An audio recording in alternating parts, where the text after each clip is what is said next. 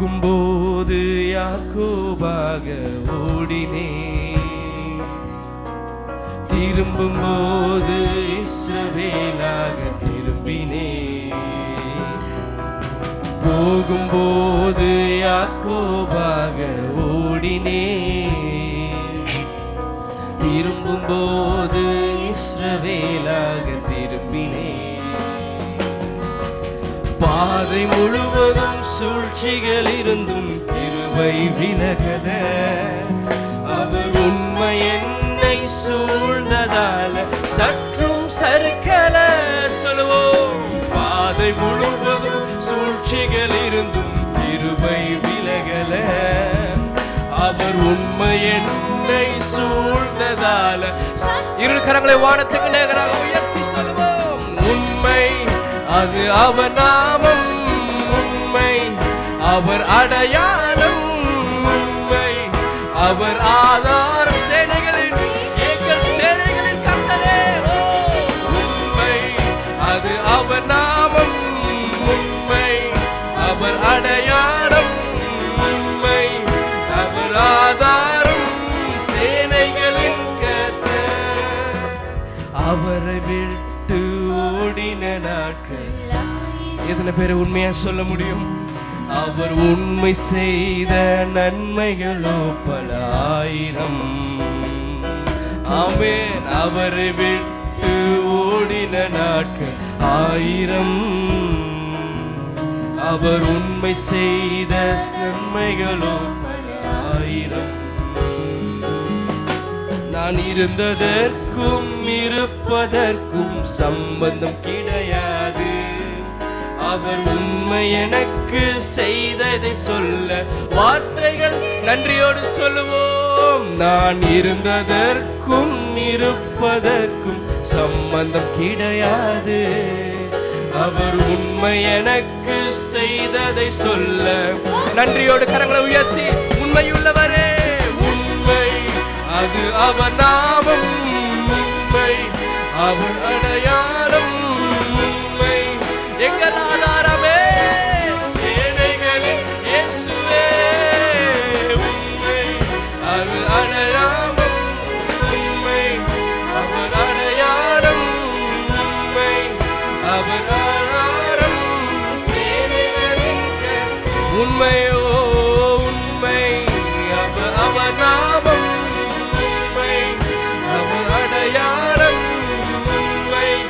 அவர் ஆதாரம், எங்கள் சேனைகளின் ஒரு விசையோ. உண்மை அது அவர் நாமம், உண்மை அவர் அடையாளம், உண்மை அவர் ஆதாரம், சேனைகளின் கர்த்தர். ஒரு விசை, உண்மை அது அவர் நாமம், உண்மை அவர் அடையாளம், உண்மை அவர் ஆதாரம், சேனைகள். ஒரு விசை சொல்லுவோம், உண்மை அது அவர் நாமம், எங்கள் அடையாளமே, எங்கள் சேனைகளின் கர்த்தர். கரங்களை தட்டி தேவன் நமக்கு மட்டுமாய் உண்மை உள்ளவராய் வார்த்தைகளை அவர் சொல்லிய காரியத்தில் அற்புதமாய் அதிசயமாய் நம்மை நடத்தி வந்த எல்லா விதமான பாதைகளுக்காக நன்றி அப்பா. நீர் உண்மையுள்ளவராய் இருந்தீரே, நீர் உம்முடைய தன்மையில் இருந்து மாறவே இல்லையாப்பா. நாங்கள் மாறின நாட்களும் ஆண்டவரே நீர் எங்களுக்கு மாறாதவராகவே இருந்தீரே, உமக்கு நன்றி செலுத்துகிறோம். எங்களை குடும்பமாய் சாட்சியாய் சபையில நிற்க வைத்ததற்காக நன்றி ராஜா. எத்தனை நல்லவர், எத்தனை நல்லவர், எத்தனை நல்லவர், உமக்கு நன்றி செலுத்துகிறோம். எங்கள் சேனைகளின் கர்த்தரே, நீர் நல்லவர், நீர் நல்லவர், நீர் நல்லவர், நீர் நல்லவர், நீர் நல்லவர்.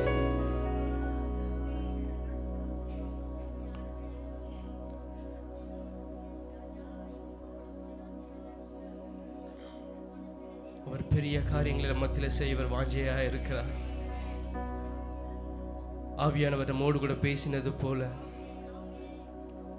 நம்முடைய பலத்தினால் அல்ல, தம்முடைய ஆவினால் அவர் செய்து முடிக்க அவர் சித்தமுள்ளவராக இருக்கிறார். ஆவியானவர் சகரியா 4:6 அவர் சொன்னது போல பலத்தினாலும் அல்ல, பராக்கிரமத்தினாலும் அல்ல, என்னுடைய ஆவியினாலே ஆகும் என்று தேவன் நமக்கு இன்றைக்கு காலை வாக்கு பண்ணுகிறார். நம்ம எத்தனை பேர் அவர் ஆவியின் மேலே சார்ந்து கொள்ள ஆயத்தமாக இருக்கீங்க? ஆண்டவரே, என்னுடைய சுயத்தினால் என்னுடைய பலத்தினால் ஆண்டவர் நான் போராடி பார்த்துட்டேன், நான் முடியலன்னு சொல்லி நான் விட்டு கொடுக்க கூட நினைத்துட்டேன். ஆனால் நீ இன்னைக்கு உங்களோட வார்த்தை என் மூலமாக நீர் மகிமைப்படுவேன் என்று நீ சொன்னீங்களே, நீங்கள் விரும்புகிறீங்களே, அதற்காக நன்றி என்று எத்தனை பேர் உங்களை விட்டு கொடுக்க ஆயத்தமாக இருக்கீங்க? ஆண்டவரே, என் மூலமாக நீர் மகிமைப்படுவேன்னு நீ சித்தம் கொண்டதுக்காக உமக்கு நன்றி செலுத்துகிறோம் என்று உளமாற 2 கரங்களை வானத்துக்கு நேராக உயர்த்தி சொல்லுங்க, ஒப்பு கொடுத்து சொல்லுங்க பார்க்கலாம். ஆண்டவரே, என் மூலமாக நீர் மகிமைப்படுவீராக, என்னை விட்டு கொடுக்க ஆயத்தமாக இருக்கிறப்பா, முழுமையாக முழுமையாக முழுமையாக. ஆண்டவரே, ஏதோ சில காரியங்களை மாத்திரம் இல்லை, முழுமையாக நான் விட்டு கொடுக்க ஆயத்தமாக இருக்கிறேன் சொல்லுங்க பார்க்கலாம்.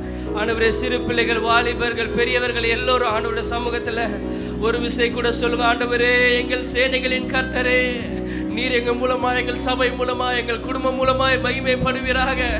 இதுவரையும் நடந்த காரியத்தில் அல்ல ஆண்டவரே, இனி நடக்க போகிறவைகள் ஆண்டவர் உம்முடைய மகிமைக்காக, உம்முடைய நாமத்தின் மகிமைக்காக நடப்பதாக.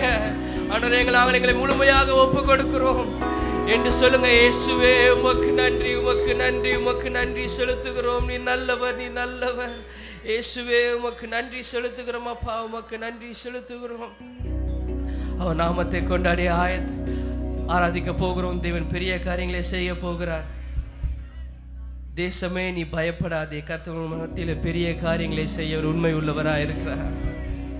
நாம் விட்டு கொடுத்து அவருடைய சமூகத்தில் அவருடைய ஆவியானவர் துணையை கொண்டு நாம் சார்ந்து கொள்ளும் பொழுது தேவன் நம் மத்தியில் பெரிய காரியங்களை செய்ய உண்மை உள்ளவராக இருக்கிறார்.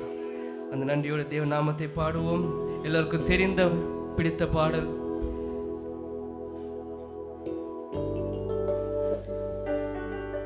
தேசமே பயப்படாதே, மகிழ்ந்து களி கூறு, கர்த்தர் உங்கள் நடுவில் பெரிய காரியத்தை செய்திடுவார்.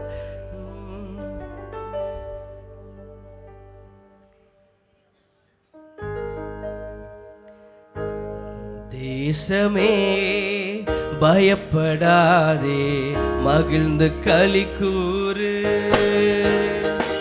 தேசமே பயப்படாதே, மகிழ்ந்து களி கூறு. சேனையின் கர்த்தர் நடுவில் பெரிய காரியம் செய்திடுவார். சேனையின் கர்த்தர் நடுவில் பெரிய காரியம். சேர்ந்து கரங்களை தட்டி பாடுவோம். தேசமே, தேசமே பயப்படாதே, மகிழ்ந்து களி கூறு.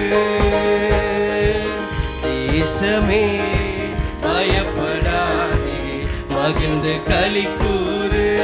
பலத்தினாலும் பலத்தினாலும் அல்லவே, பராக்கிரமும் அல்லவே, பலத்தினாலும் அல்லவே, பராக்கிரமும் ஆவினாலே ஆவினாலே ஆகும் என்று ஆண்டவர் வாக்கு அருளினாரே. ஆமென்.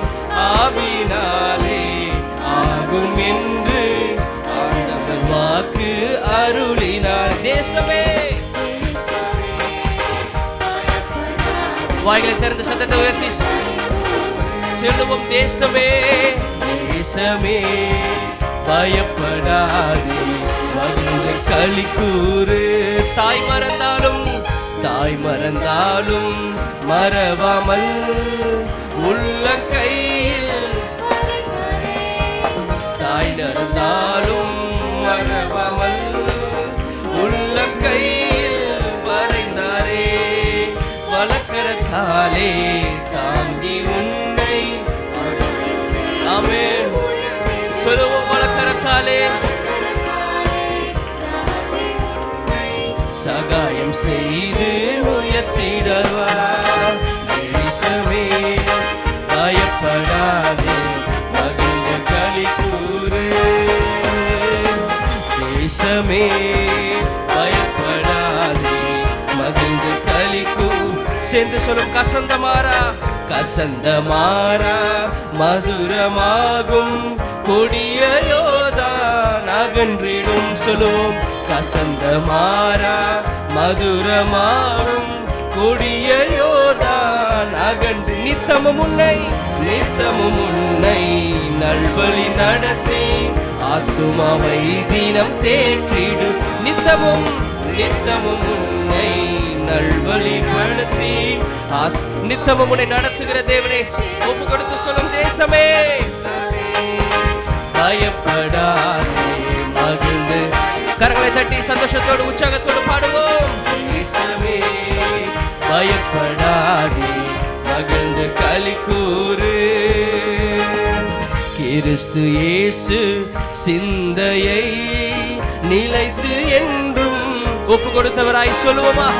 கிறிஸ்து இயேசு சிந்தையை நிலைத்தே என்றும் ஆவியின் பலத்தால் அனுதினம் நிறைந்தே உத்தம சாட்சியாய் சேர்த்து அறிக்கை செய்வோம். ஆவியின் பலத்தால் ஆமென் உத்தம சாட்சியாய் தேசமே பயப்படாதே மகிழ்ந்து களி கூறு. தேசமே பயப்படாதே மகிழ்ந்து களி கூறு. மாமிசமான யாவர் மீதும் உன்னத ஆவியை பொழியுவா. பெற்றுக்கொள்க. மாமிசமான யாவர் மேலும் உன்னத ஆவியை பொழியுவா. ஆயிரம் ஜனங்கள் தருவார் எழும்பி சேவை செய்திடு. ஆயிரம் ஜனங்கள் தருவார் எழுந்து சேவை செய்திடுவா. தேசமே மகிழ்ந்து களி கூறு. தேசமே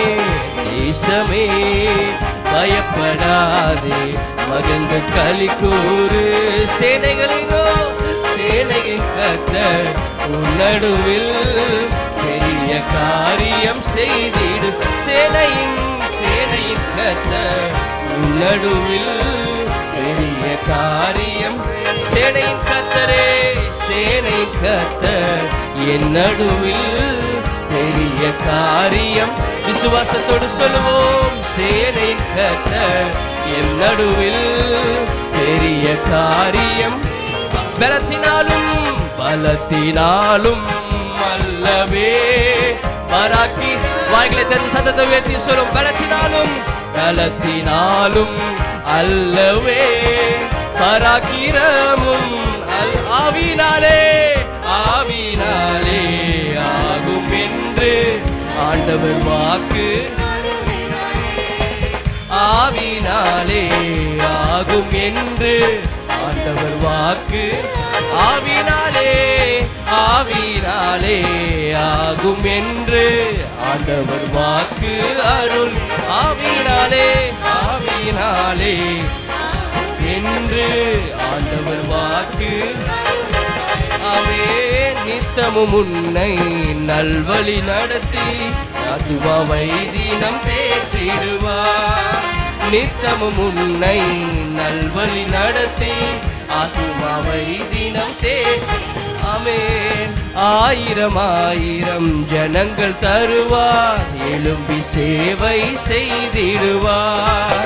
ஆயிரம் ஜனங்கள் தருவார்.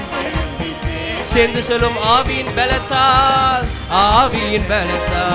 அனுதினம் நிறைந்தே உத்தம சாட்சியாய். சேர்ந்து சொல்லுவோம். ஆவியின் பலத்தால் அனுதினம் நிறைந்தே உத்தம சாட்சியாய்.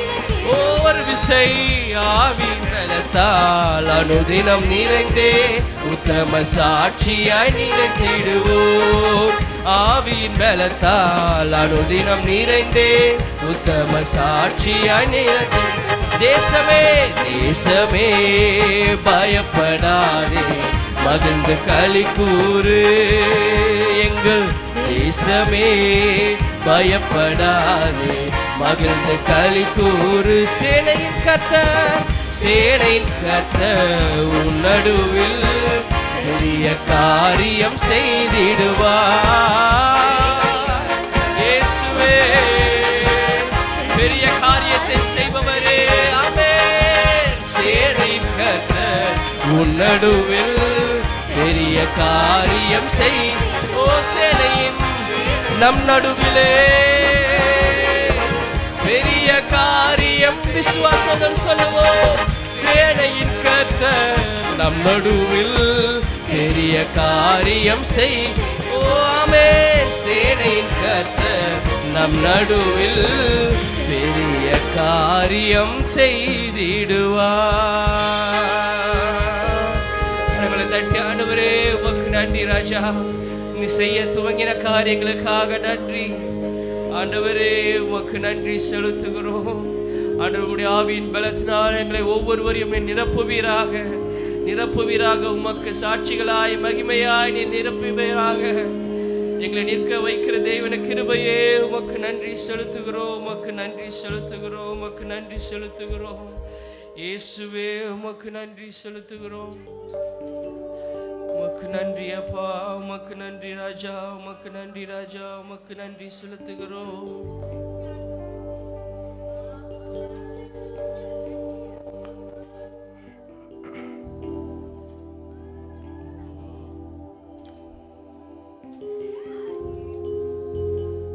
எத்தனை பேர் நம்புறீங்க தேவன் ஆவியானவர் நமக்குள்ளாக வாசம் பண்ணுகிறவராக இருக்கிறார்? அவர் விரும்புகிறபடியால் அவர் நம் வாழ்க்கையில எல்லாவற்றையும் நன்மையாகவே செய்து முடிக்கிற தேவன். எந்த ஒரு மனுஷன் தேவனுடைய ஆவியானவருக்கு முழுமையாக ஒப்பு கொடுத்து அவரை நடத்துதலை தம்முடைய வாழ்க்கையில வைத்திருக்கிறார்களோ தேவன் எல்லாவற்றையும் வெற்றி சிறக்க பண்ணுகிறவராக இருக்கிறார். நம்மால் இயலாத, நம்முடைய அறிவினால, நம்முடைய பலத்தினால், நம்முடைய சுயத்தினால முடியாத காரியத்தை தேவனுடைய ஆவி நிச்சயம் நமக்காக செய்து முடிக்க உண்மை உள்ளதாக இருக்கிறது.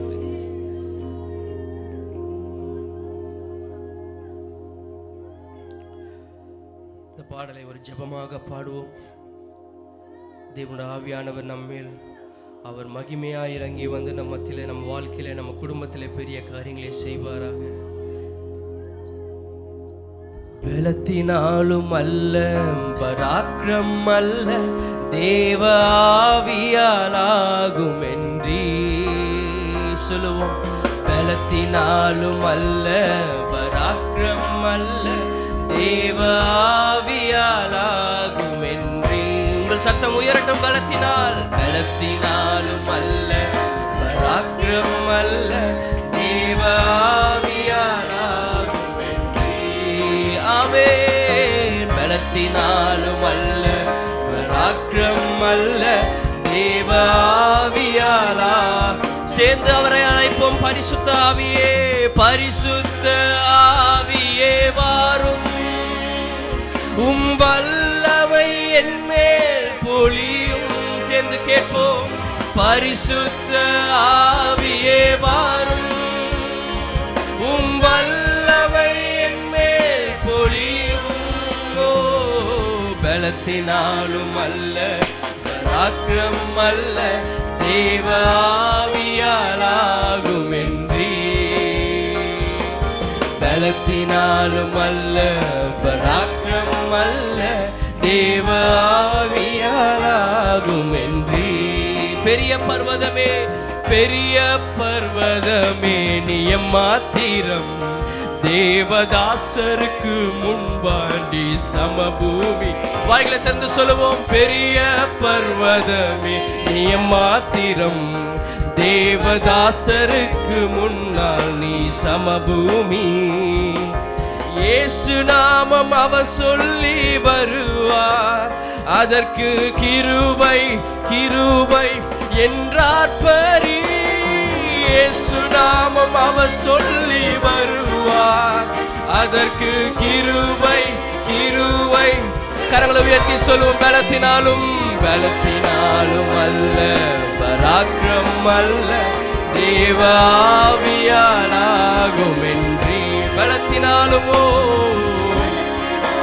அல்ல, பராக்கிரம் அல்ல, தேவ ஆவியாலாகும் என்றீ. பரிசுத்த ஆவியே என்னில், பரிசுத்த ஆவியே வாரும், உம் வல்லமை என்மேல் பொழியும்.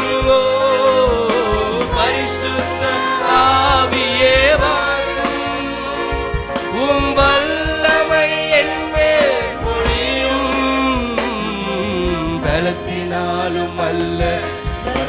பராக்கிரம் அல்ல தேவ ஆவியாலாகும் என்றீ. பலத்தினாலும் அல்ல பராக்கிரம் அல்ல தேவ ஆவியாலாகும் என்றீ. அற்பமான அற்பமான ஆரம்பத்தினாலேயா அசட்டை பண்ண கூடுமோ? அற்பமான ஆரம்பத்தினாலேயா அசட்டை பண்ண கூடுமோ? பூமி எங்கும் சுற்றி பார்க்கும் தேவ கண்கள் தேவதாசர் கையில் தூக்கு நூலை பார்க்கின்றது. பூமி எங்கும் சுற்றி பார்க்கும் தேவ கண்கள் தேவதாசர் கையில் தூக்கு நூலை. ஓ சேர்ந்தால் பரிசுத்த பரிசுத்த ஆவியே வாரும் வல்லமை. வாஞ்சையோடு வாஞ்சையோடு கேட்போம். பரிசுத்த ஆவியானவரே பரிசுத்த ஆவியே வாரும். ஆமென். வல்லமை என் மேல் பொழியும். ஒரு விசை பரிசுத்த பரிசுத்த ஆவியே வாரும். வல்லமை என் மேல் பொழியும். பரிசுத்த ஆவியே வாரும். வல்லமை என் மேல் பொழியும். பலத்தினாலும் அல்ல பராக்கிரமம் அல்ல தேவ ஆவியாலாகும் என்றீ. ஆமென். என் பலத்தினாலும் அல்ல பராக்கிரமம் அல்ல தேவ ஆவியாலாகும் என்றீ. கர்த்தரின் ஆவிதான் சொல்லுவோம். கர்த்தரின் ஆவிதான் நம்மோடு என்றென்றும் நமக்கு விடுதலை. அறிக்கை செய்வோம். கர்த்தரின் ஆவிதான் நம்மோடு என்றென்றும் நமக்கு விடுதலை. ஆவியில் நிறைந்து துதி பாடுவோம். தினம் ஆர்ப்பரித்து ஆனந்தமாய் உயர்த்திடுவோம். ஆவியில் நிறைந்து துதி பாடுவோம். தினம் ஆர்ப்பரித்து ஆனந்தமாய் உயர்த்திடுவோம். பலத்தினாலும் அல்ல பராக்கிரமம் அல்ல தேவ ஆவியால். விசுவாசிக்கிறவர் மாத்திர சத்தத்தை உயர்த்தி சொல்லுவோம். பலத்தினாலும் அப்பா பலத்தினாலும் அல்ல பராக்கிரமம் அல்ல தேவ ஆவியாலாகும் என்றீ. ஒரு விசை பலத்தினாலும் பலத்தினாலும் அல்ல பராக்கிரமம் அல்ல தேவ ஆவியாலாகும். பரிசுத்த ஆவியே பரிசுத்த ஆவியே வாரும். வல்லமை என் மேல் பொழியும். ஆமென். எங்கள் பரிசுத்த ஆவியே வாரும். வல்லமை என் மேல் பொழியும். பரிசுத்த ஆவியே பரிசுத்த ஆவியே வாரும். ஆமென். வல்லமை என் மேல் பொழியும். எங்கள் பரிசுத்த ஆவியே வாரும். வல்லமை என் மேல் பொழியும். சேர்ந்து சொல்லுவோம். பரிசுத்தர் பரிசுத்தர் பரிசுத்தர் பரிசுத்தர்.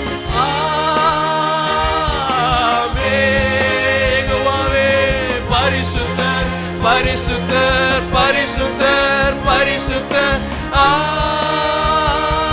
ஆமென். அவர் நாமத்தை உயர்த்துவோம். எங்கள் பரிசுத்தர் பரிசுத்தர் பரிசுத்தர் பரிசுத்தர். ஆமென். என்றும் பரிசுத்தர் பரிசுத்தர் பரிசுத்தர் பரிசுத்தர். ஆமென். பரலோகமே உம்மை துதிப்பதா கர்த்தாவே அங்கே வாழ்கிறீர். உம் ஆலயத்திலே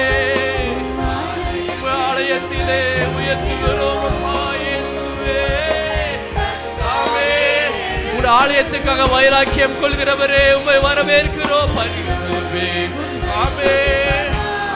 உம்முடைய ஆலயமாக எங்கள் மத்தியிலே, உம்முடைய ஆலயமாக எங்கள் மத்தியிலே இறங்கி வருவீராக. நீர் மகிமைப்படுவீராக. வாஞ்சையோடு சொல்லுவோம், வாஞ்சையோடு சொல்லுவோம். உம்முடைய ஆலயத்திலே கர்த்தாவே சேர்ந்து சொல்லும்.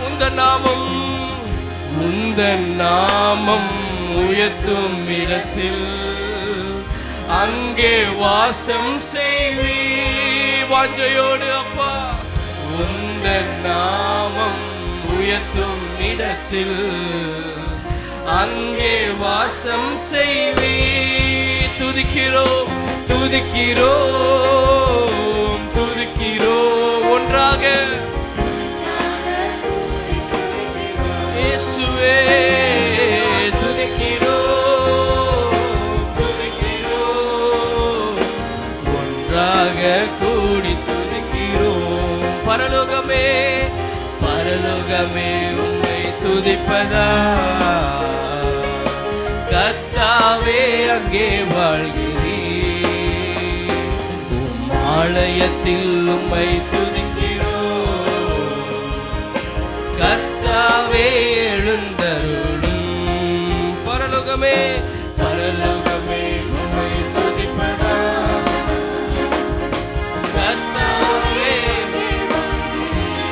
உங்க ஆலயத்தில்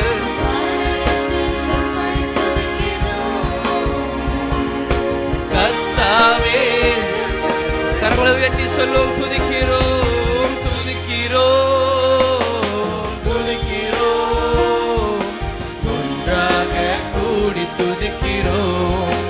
அல்லேலூயா துதிக்கிறோம் துதிக்கிறோம் ஒன்றாக கூடி துதிக்கிறோம்.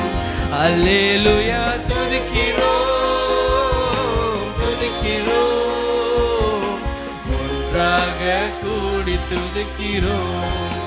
அல்லேலூயா துதிக்கிறோம் துதிக்கிறோம் ஒன்றாக கூடி துதிக்கிறோம். எங்கள் பரிசுத்தரே உமக்கு நன்றி அப்பா. உம்முடைய ஆலயமாக எங்களிலே நீர் மகிமைப்படுவீராக. எங்களை தாழ்த்தி வெறுமையாக்கியும் கரத்தில் ஒப்பு கொடுக்கிறோம்.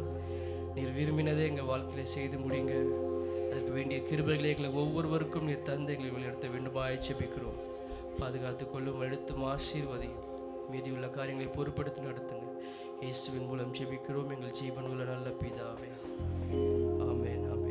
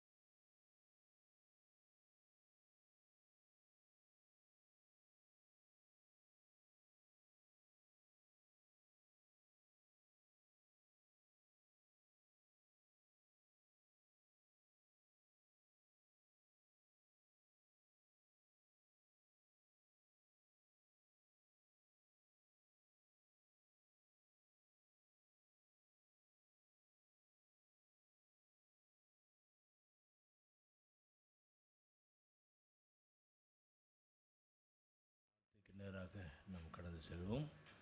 பாஸ்டர் அவர்கள் கர்த்தருடைய வார்த்தையை நம்ம கொண்டு வருவார்கள். நம்ம யாவரும் ஜெபத்தோடு கர்த்தருடைய வார்த்தையை நம்ம கேட்போம்.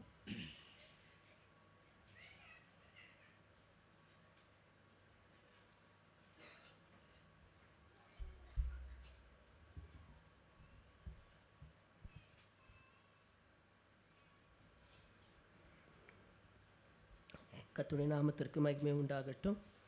இந்த நாளிலும் கர்த்தருடைய சமூகத்தில் வந்து நிற்கும்படியான ஒரு பாக்கியத்தை கர்த்தர் எனக்கு கொடுத்தபடினால நான் கர்த்தரை ஸ்தோத்திரிக்கிறேன்.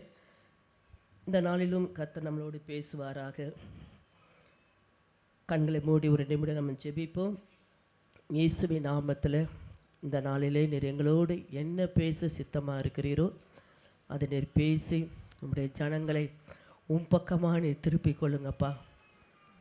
நாங்கள் வாழ்வது ஒரு வாழ்க்கை, அந்த வாழ்க்கை அர்த்தமுள்ள ஒரு வாழ்க்கையாக, பிரயோஜனமுள்ள ஒரு வாழ்க்கையாக, மற்றவர்களுக்கு ஒரு சாட்சியுள்ள ஒரு வாழ்க்கையாக வாழும்படி எங்களுக்கு கிருபை தருவீராக.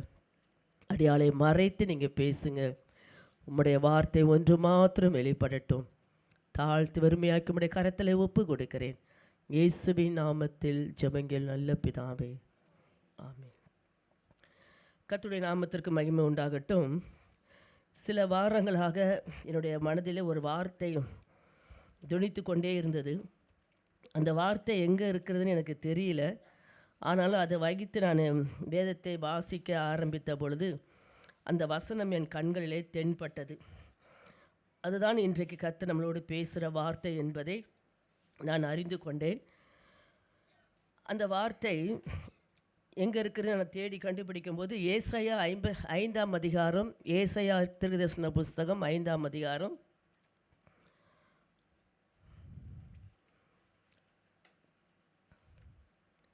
எடுத்துக்கிட்டிங்களா? 4ஆம் வசனத்தை கர்த்தர் எனக்கு காட்டினார். அந்த வார்த்தை எனக்குள்ளாக தொனித்து கொண்டிருந்தது. நான் என் திராட்சை தோட்டத்திற்காக செய்யாத எந்த வேலையை அதற்கு இனி செய்யலாம். என் ஆண்டவர் சொன்னது ஒரு வார்த்தை வந்தது, நான் என் திராட்சை தோட்டத்திற்கு செய்யாத வேலையே இல்லையே. இந்த ஒரு வார்த்தை தான் என் மனசில் வந்துருந்துச்சு. நான் என் திராட்சை தோட்டத்திற்கு செய்யாத வேலையே இல்லையே அப்படின்னு தான் எனக்குள்ளே மறந்துகிட்டே இருந்துச்சு. ஆனால் இது வசனம் இருக்குதுன்றத எனக்கு ஆவியானவர் வசனத்தின் ஆதாரத்தோடு வெளிப்படுத்தினார். நான் என் திராட்சை தோட்டத்திற்காக செய்யாத எந்த வேலையை அதற்கு இனி செய்யலாம் என்று சொல்லுங்கன்றார். ஏசாயா தீர்க்கதரிசனம் மூலமாய் இஸ்ரவேல் ஜனங்களுக்கு கர்த்தர் சொன்ன வார்த்தை, நான் என் திராட்சை தோட்டத்திற்கு இன்னும் என்ன வேலை நான் செய்யணும், நான் என்ன செய்யாமல் இருக்கிறேன், அதை சொல்லுங்கள், நான் வேணால் செய்கிறேன்ற மாதிரி கர்த்தர் அப்படி ஒரு இரக்கத்தோடு ஒரு பாரத்தோடு தன்னுடைய இருதய கனத்தோடு நம்ம கேட்குறார் ஏசாயா தீர்க்கதரிசனம் மூலமாய். இன்றைக்கு வந்திருக்கிற உங்களை என்னைய பார்த்து அந்த கேள்வி கேட்கிறார். நான் இந்த சபைக்கு, இந்த திராட்சை தோட்டத்திற்கு எந்த வேலை இன்னும் நான் செய்யலை, அதை சொல்லுங்க, நான் செய்கிறேன்றார். எத்தனை பேர் இந்த வேலை எனக்கு செய்யலை ஆண்டவரே, இந்த காரியம் எனக்கு செய்யலை அப்படின்னு சொல்கிறதுக்கு எதா இருக்குதா? சொல்லுங்கள், இருந்தால் சொல்லுங்கள். இப்போது பாருங்கள், அவ்வளோ ஆதங்கத்தோடு அவர் சொன்ன வார்த்தை. இது 2-3 வாரமாக என் உள்ளத்தில் தொனித்து கொண்டு இருந்த வார்த்தை. நான் என் திராட்சை தோட்டத்திற்கு செய்யாத வேலை என்ன? நான் எல்லாம் செய்து கொண்டு தானே இருக்கிறேன். அந்த வசனம் சொல்கிறது, செய்யாத எந்த வேலையை அதற்கு இனி செய்யலாம். என்ன செய்யலாம் சொல்லிட்டு சொல்கிறாரு, அது நல்ல திராட்சை பழங்களை தரும் என்று நான் காத்திருக்க அது கசப்பான பழங்களை தந்தது என்ன? அப்படியானால் கொஞ்சம் விசுவாசிகளே, நீ கொஞ்சம் ஆராய்ந்து பாருங்கள். இந்த வார்த்தை எருசலேம் குடிகளுக்கும் யூதாவின் மக்களுக்கும் கூறப்பட்ட ஒரு உவமையான வார்த்தையாக இருந்தாலும் இன்றைய ஆவிக்குரிய கிறிஸ்தவர்களுக்கும் பொருந்துகிறதாக இருக்கிறது. நற்கனி தருவதற்கென்று கர்த்தர் சபை மக்களாகிய உங்களையும் என்னையும் இதுவரைக்கும் பாதுகாத்து வருகிறார். நம்மை சபைக்குள் கொண்டு வந்தது நாம் அவருக்கு நற்கனியை கொடுக்க வேண்டும் என்பதற்காக தான் கொண்டு வந்து இதுவரைக்கும் நம்மளை என்ன செய்கிறார்? பாதுகாக்கிறார். அதனால தான் சொல்கிறாரு, நான் என் திராட்சை தோட்டத்திற்கு எந்த வேலை இன்னும் செய்யாமல் இருக்கிறேன் அது சொல்லுங்கன்றார். நான் செய்யாத வேலை ஒன்றுமே இல்லை, எல்லாம் செஞ்சு முடிச்சிட்டேன். ஆனால் நீங்கள் ஏன் எனக்கு நற்கனியை கொடுக்காமல் கசப்பான பழங்களை எனக்கு தருகிறது என்ன? இன்றைக்கு ஆண்டவருடைய ஏக்கம் அதுதான். சபைக்குள் வருகிறோம், ஆராதிக்கிறோம், பாடுகிறோம், சந்தோஷமாய் சபையை விட்டு போகிறோம். தசமபாக காணிக்கை, கர்த்தருக்காக ஊழியம் எல்லாமே நம்ம செய்கிறோம். ஆனால் அவருடைய ஏக்கத்தை அறிந்து செயல்படுகிறவர்கள் யார்? அவருடைய துக்கத்தை அறிந்து அதற்கு செயல்படுகிறவர்கள் யார்? அவருடைய உள்ளான ஆதங்கத்தை அறிந்து செயல்படுகிற மனுஷனோ மனுஷியோ யார்? இன்றைக்கு அந்த மனுஷன் மனுஷியை தான் கர்த்தர் தேடுகிறார். இந்த சபைக்குள் கொண்டு வந்தது, இதுவரைக்கும் உங்களை கொண்டு வந்து பாதுகாத்து உங்களை நடத்தினது எதற்காக தெரியுமா? நீங்கள் தசமபாக காணிக்க கொடுப்பீங்கன்னுக்காக அல்ல, நல்ல நற்கனி தருவீர்கள் என்று சொல்லி தான் கர்த்தர் உங்களை கொண்டு வந்தார். ஆனால் அது கசப்பான கனி தந்தது என்ன?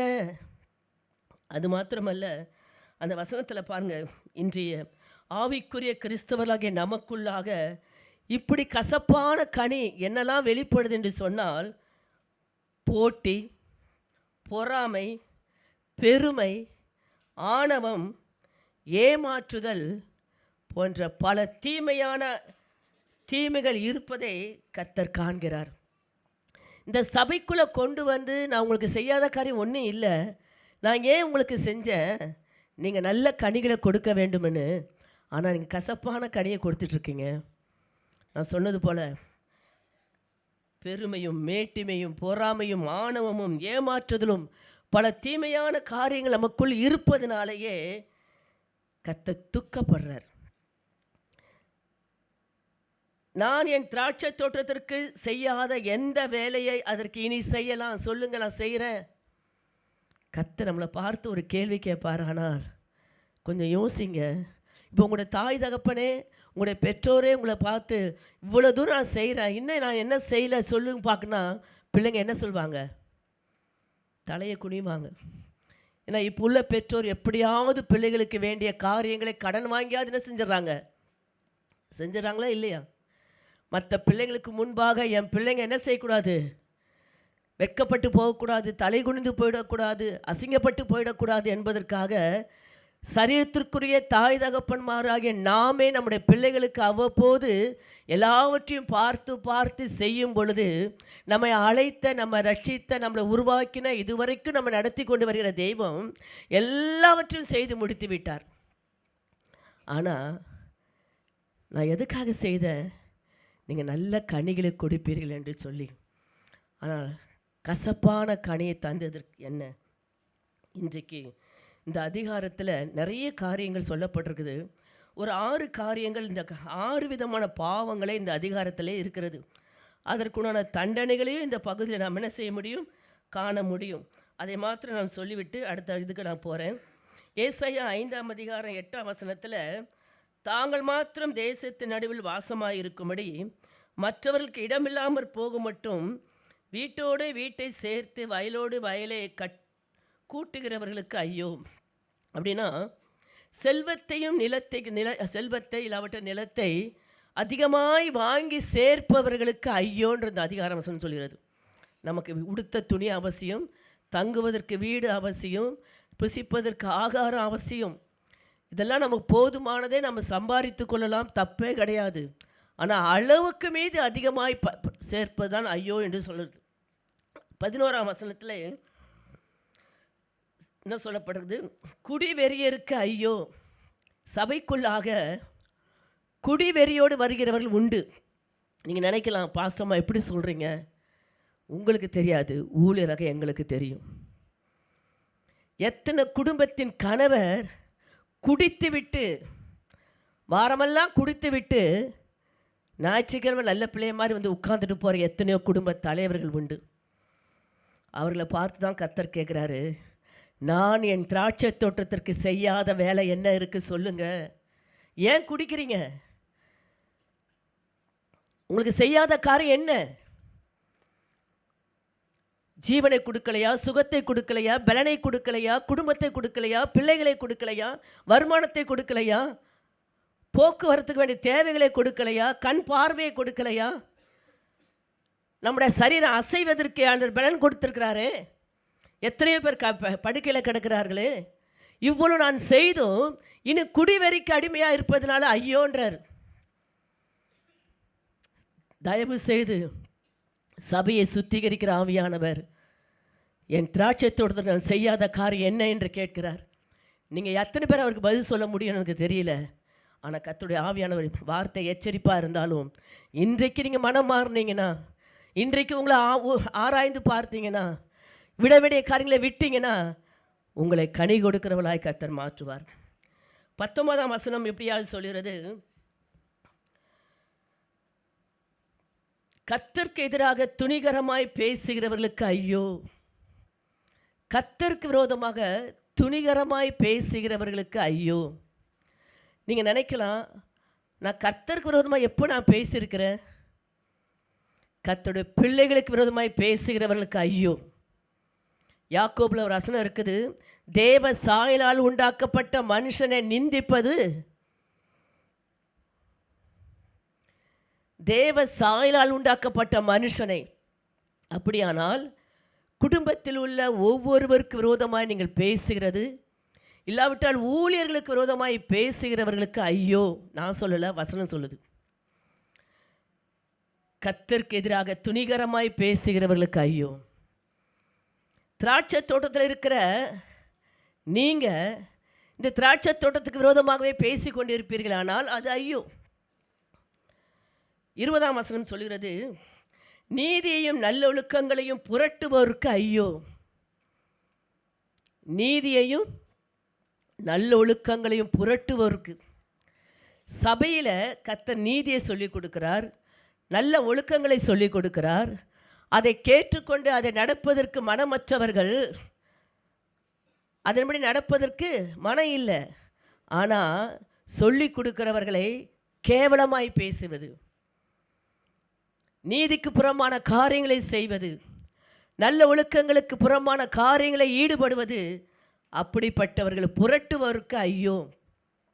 6 விதமான ஐயோ நான் சொல்கிறேன் இந்த அதிகாரத்தில் இருப்பதை. அதோடு கூட 21ஆம் வசனம், தங்கள் பார்வைக்கு ஞானிகளும் புத்திசாலிகளுமாய் இருப்போருக்கு ஐயோ. தங்கள் பார்வைக்கு, கர்த்தருடைய பார்வையில் ஞானியாக இருக்கிறானா? கர்த்தருடைய பார்வையில் புத்திசாலியாக இருக்கா பார்க்க மாட்டாங்க. அது கணவனாக இருக்கட்டும், மனைவியாக இருக்கட்டும், பிள்ளைங்களாக இருக்கட்டும், வாலிபர்களாக இருக்கட்டும். நல்லா அறிந்து கொள்ளுங்க. இந்த எச்சரிப்பின் சத்தத்தை நான் கொடுக்க வேண்டாம்னு நான் யோசித்தேன். ஆவியானவர் சபைக்கு தெரியப்படுத்து. எச்சரிப்பின் சத்தம் தெரியாவிட்டால் எப்படி அவங்க சீர்பட முடியும்? நீ அதை தெரியப்படுத்து என்று சொன்னதுனால நான் எழுதி கொண்டு வந்தேன். பாருங்க, தங்கள் பார்வைக்கு நான் கரெக்டாக இருக்கிறேன், யாரும் எனக்கு போதிக்க வேண்டியதில்லை, நான் கரெக்டாக நான் செய்வேன், நான் புத்திசாலித்தனமாக இருக்கிறேன், யாரும் எனக்கு புத்தி சொல்ல வேண்டியதில்லை. கணவன் மனைவிக்கும், மனைவி கணவனுக்கும், பிள்ளைகள் பெற்றோருக்கும், பெற்றோர் பிள்ளைகளுக்கும், ஏன் ஊழியர்கள் விசுவாசிகளுக்கு என்ன செய்ய முடியாது? புத்திலாம் சொல்ல வேண்டாம், எனக்கு தெரியும். இவங்க யார் எனக்கு புத்தி சொல்கிறது? அப்படிப்பட்டவர்களுக்கு ஐயோன்னு வசனம் சொல்லுது, நான் சொல்லலை. இதெல்லாம் எங்கே இருக்கிறவங்க? எங்கே இருக்கிறவங்க? திராட்சை தோட்டமாகிய சபைக்குள் இருக்கிறவர்களை குறித்து தான் கர்த்தர் பேசி கொண்டு இருக்கிறார். நான் இந்த திராட்சை தோட்டத்திற்கு எந்த வேலையை செய்யாமல் இருட்டுட்டேன். நீங்கள் ஏன் இப்படி ஐயோன்ற நிலைமைக்கு போக வேண்டிய சூழ்நிலை வருது? நான் எல்லாம் செய்து முடித்தேனே.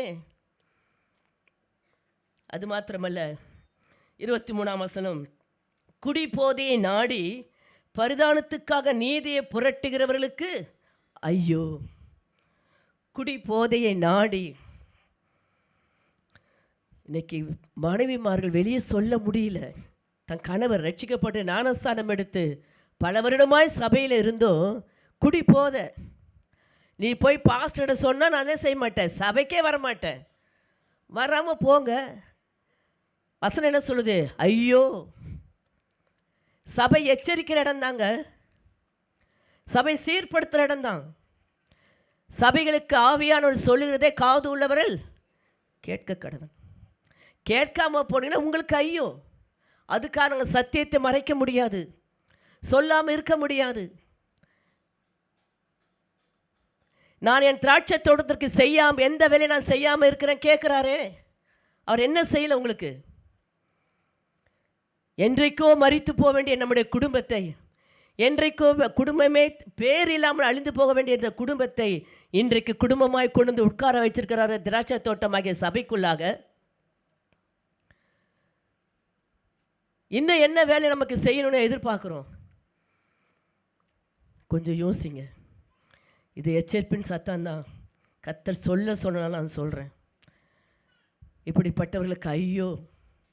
நீங்கள் அப்புறம் முட்டி மோதி என்னதான் ஆண்டோட கெஞ்சினாலும் உங்களுக்கு கொடுக்கப்பட்ட தருணங்கள் முடிவடைவதற்குள்ளாக மனம் திரும்பிடுங்க. இன்றைக்கு நாளைக்கு என்று சொல்வதற்கு நம்மகிட்ட எதுவுமே இல்லை.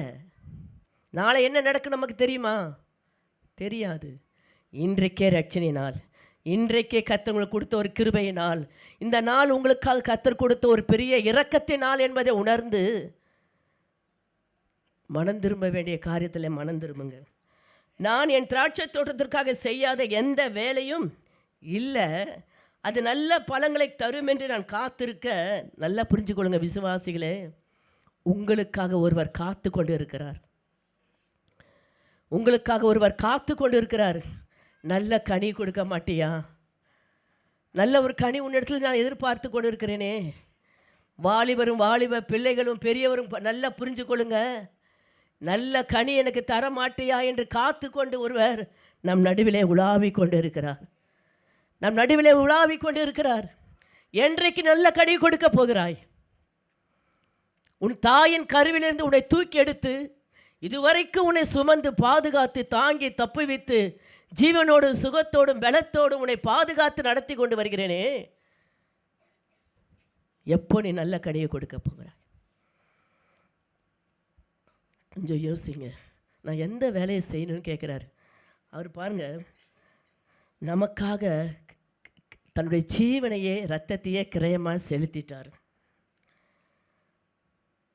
செலுத்தின அவர் கேட்குறாரு, நான் இன்னும் என்ன வேலை செய்யணும் உனக்கு? 5ஆம் அதிகாரத்தில் 7ஆம் வசனத்தை வாசிப்போமானால், சேனைகளின் கர்த்தருடைய திராட்சை தோட்டம் இஸ்ரவேலின் வம்சமே. இந்த திராட்சை தோட்டம் யாருடையதுங்க? தேவனுடைய வம்சம், இஸ்ரவேலின் வம்சம். சந்ததி சந்ததியாக நம்ம கனி கொடுக்கக்கூடியவர்கள். பெற்றோர் கனி கொடுத்தார்கள், பிள்ளைகள் கனி கொடுக்க முடியல. இது வம்சம் என்பது சந்ததி சந்ததியாக இருக்க வேண்டியது. இன்றைக்கு நீங்கள் கனி கொடுக்குறீங்கன்னா உங்கள் பிள்ளைங்க கனி கொடுக்குறாங்களா பாருங்கள், எச்சரிங்க, அதற்கு நேராக வழி நடத்துங்க. சேனைகளின் கர்த்தருடைய திராட்சை தோட்டம் இஸ்ரவேலின் வம்சமே, அவருடைய மனமகிழ்ச்சியின் நாற்று. உங்களை என்னையும் பார்த்து சொல்கிறாரு, நீங்கள் தான் என்னுடைய மனமகிழ்ச்சியின் நாற்று. நாற்று தானே தெரியுமா? கிராமத்தில் என்ன செய்வான்? நாற்று நடுவாங்க இல்லையா? அது எப்போ வளர்ந்து பலன் கொடுக்கும் என்று அந்த தோட்டக்காரன் சுற்றி சுற்றி என்ன செய்வான்? அதுதான் அப்படி தான் பார்த்துட்ருக்குறாருங்க. நீங்கள் ஒரு மனமகிழ்ச்சி நாற்றாக இருப்பீர்கள் என்று நான் உங்களை சுற்றி சுற்றி வந்து பார்த்துட்டு இருக்கிறேன். நீங்கள் போகிற இடமெல்லாம் அவரும் வர்றாரு. நீங்கள் நினைக்கிறீங்களா? நீங்கள் செல் எடுத்துகிட்டு உட்காரும்போது அவர் இல்லைன்னு நினைக்கிறீங்களா? உங்கள் கூட தான் இருக்கிறாரு. உங்கள் ஃப்ரெண்ட்ஸுங்களோடு பேசும்போது போகும்போது எங்கே நிற்கிறீங்கன்னா அவர் உங்கள் கூட தான் நிற்கிறாரு. சுற்றி வராரு. எந்த இடத்துலையாவது நீ எனக்கு ஒரு நல்ல ஒரு கனி கொடுக்கும்படியாக அதை உதறி தள்ளுவாயா? இந்த வசனத்தை அவருடைய மனமகிழ்ச்சி நாற்று யூதாவின் மனுஷரே, அவர் நியாயத்துக்காக காத்திருந்தார். இதோ யூதாவின் மனுஷரே, அவர் நியாயத்துக்காக காத்திருந்தார். இதோ கொடுமை நீதிக்கு காத்திருந்தார், அது முறைப்பாடு. பாருங்க, அவர் நியாயத்துக்கு காத்திருக்கிறாரு, ஆனால் என்னதான் மிஞ்சினது? கொடுமை. அவர் நீதிக்கு காத்திருக்கிறாரு, என்னதான் கிடைச்சது? முறைப்பாடு, முறைகேடு. முறைப்பாடுன்றத முறைகேடு. முறையாய் நடக்க வேண்டியவர்கள், கணவனோ மனைவியோ பிள்ளைகளோ திராட்சை தோட்டத்தில் முறையாய் நடக்க வேண்டியவர்கள் முறைகேடை உண்டு பண்ணி கொண்டு இருக்கிறோம்.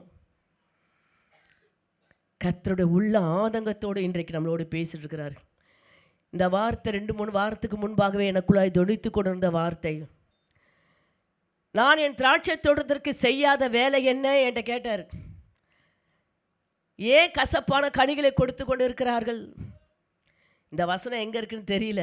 அதுக்கப்புறம் தான் தேடி கண்டுபிடித்து இன்றைக்கு அந்த கர்த்தர் 2-3 வாரத்துக்கு முன்னாடி பேசின வார்த்தையை தான் இன்றைக்கு நான் உங்களோடு பேசி கொண்டு இருக்கிறேன். யாரையும் நான் தாக்கணும், யாரையும் நான் பிரியப்படுத்தணுன்ற வார்த்தையே இல்லை. நீங்கள் ஏற்றுக்கொண்டாலும் ஏற்றுக்கொள்ளாவிட்டாலும் இதுதான் சத்தியம். கனி கொடுப்பீர்களானால் பாதுகாக்கப்படுவீர்கள். கர்த்தர் தன்னுடைய ஆதங்கத்தை வெளிப்படுத்தி கொண்டு இருக்கிறார். நாம் சேனைகளின் கர்த்தருடைய திராட்சை தோட்டம் என்பதை மறந்து விடுகிறோம். 7ஆம் வசனம் என்ன சொல்கிறது? சேனைகளின் கர்த்தருடைய திராட்சை தோட்டம் இஸ்ரவேலின் வம்சமே, நாம் ஒவ்வொருவரும் சேனைகளின் கர்த்தருடைய திராட்சை தோட்டத்தில் இருக்கிறவர்கள். நாம் அனைவரும் அவருக்கு நல்ல நற்கனியை கொடுக்க வேண்டும் என்று தான் கர்த்தர் நம்மிடத்தில் என்ன செய்கிறார்? சில காரியங்களை செய்தார். அதே அதிகாரத்தில் 1-3 வசனங்களை நான் வாசிக்கிறேன். இப்பொழுது நான் என் திராட்சை தோட்டத்தில் அவருடைய திராட்சை தோட்டத்தை குறித்து, இப்பொழுது நான் என் நேசரிடத்தில் அவருடைய திராட்சை தோட்டத்தை குறித்து, யார்?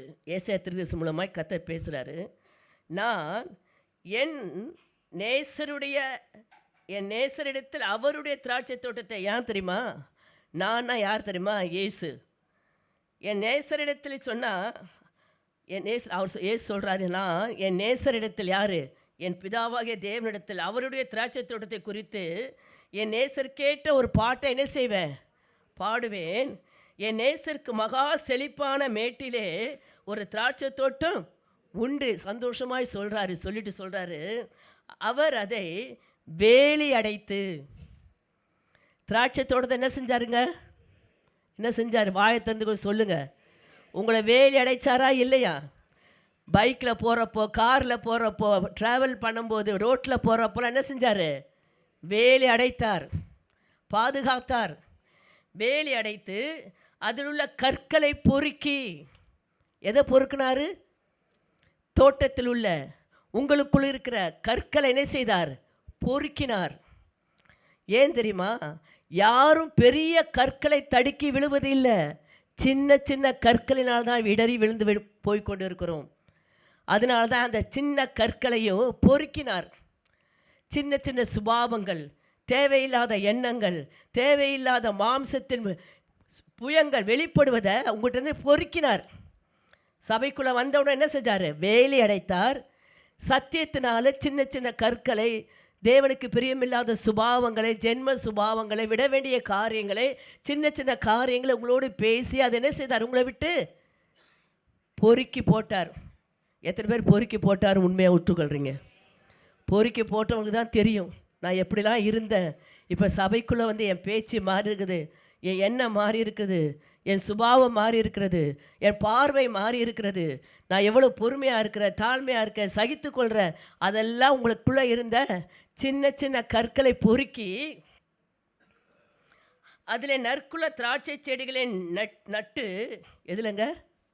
நற்குல திராட்சை செடிகளை நட்டு அதன் நடுவில் ஒரு கோபுரத்தை கட்டி, பாருங்க, திராட்சை தோட்டத்தை நட்டிட்டு அதில் ஒரு கோபுரத்தை கட்டினாராம். எதுக்கு தெரியுமா?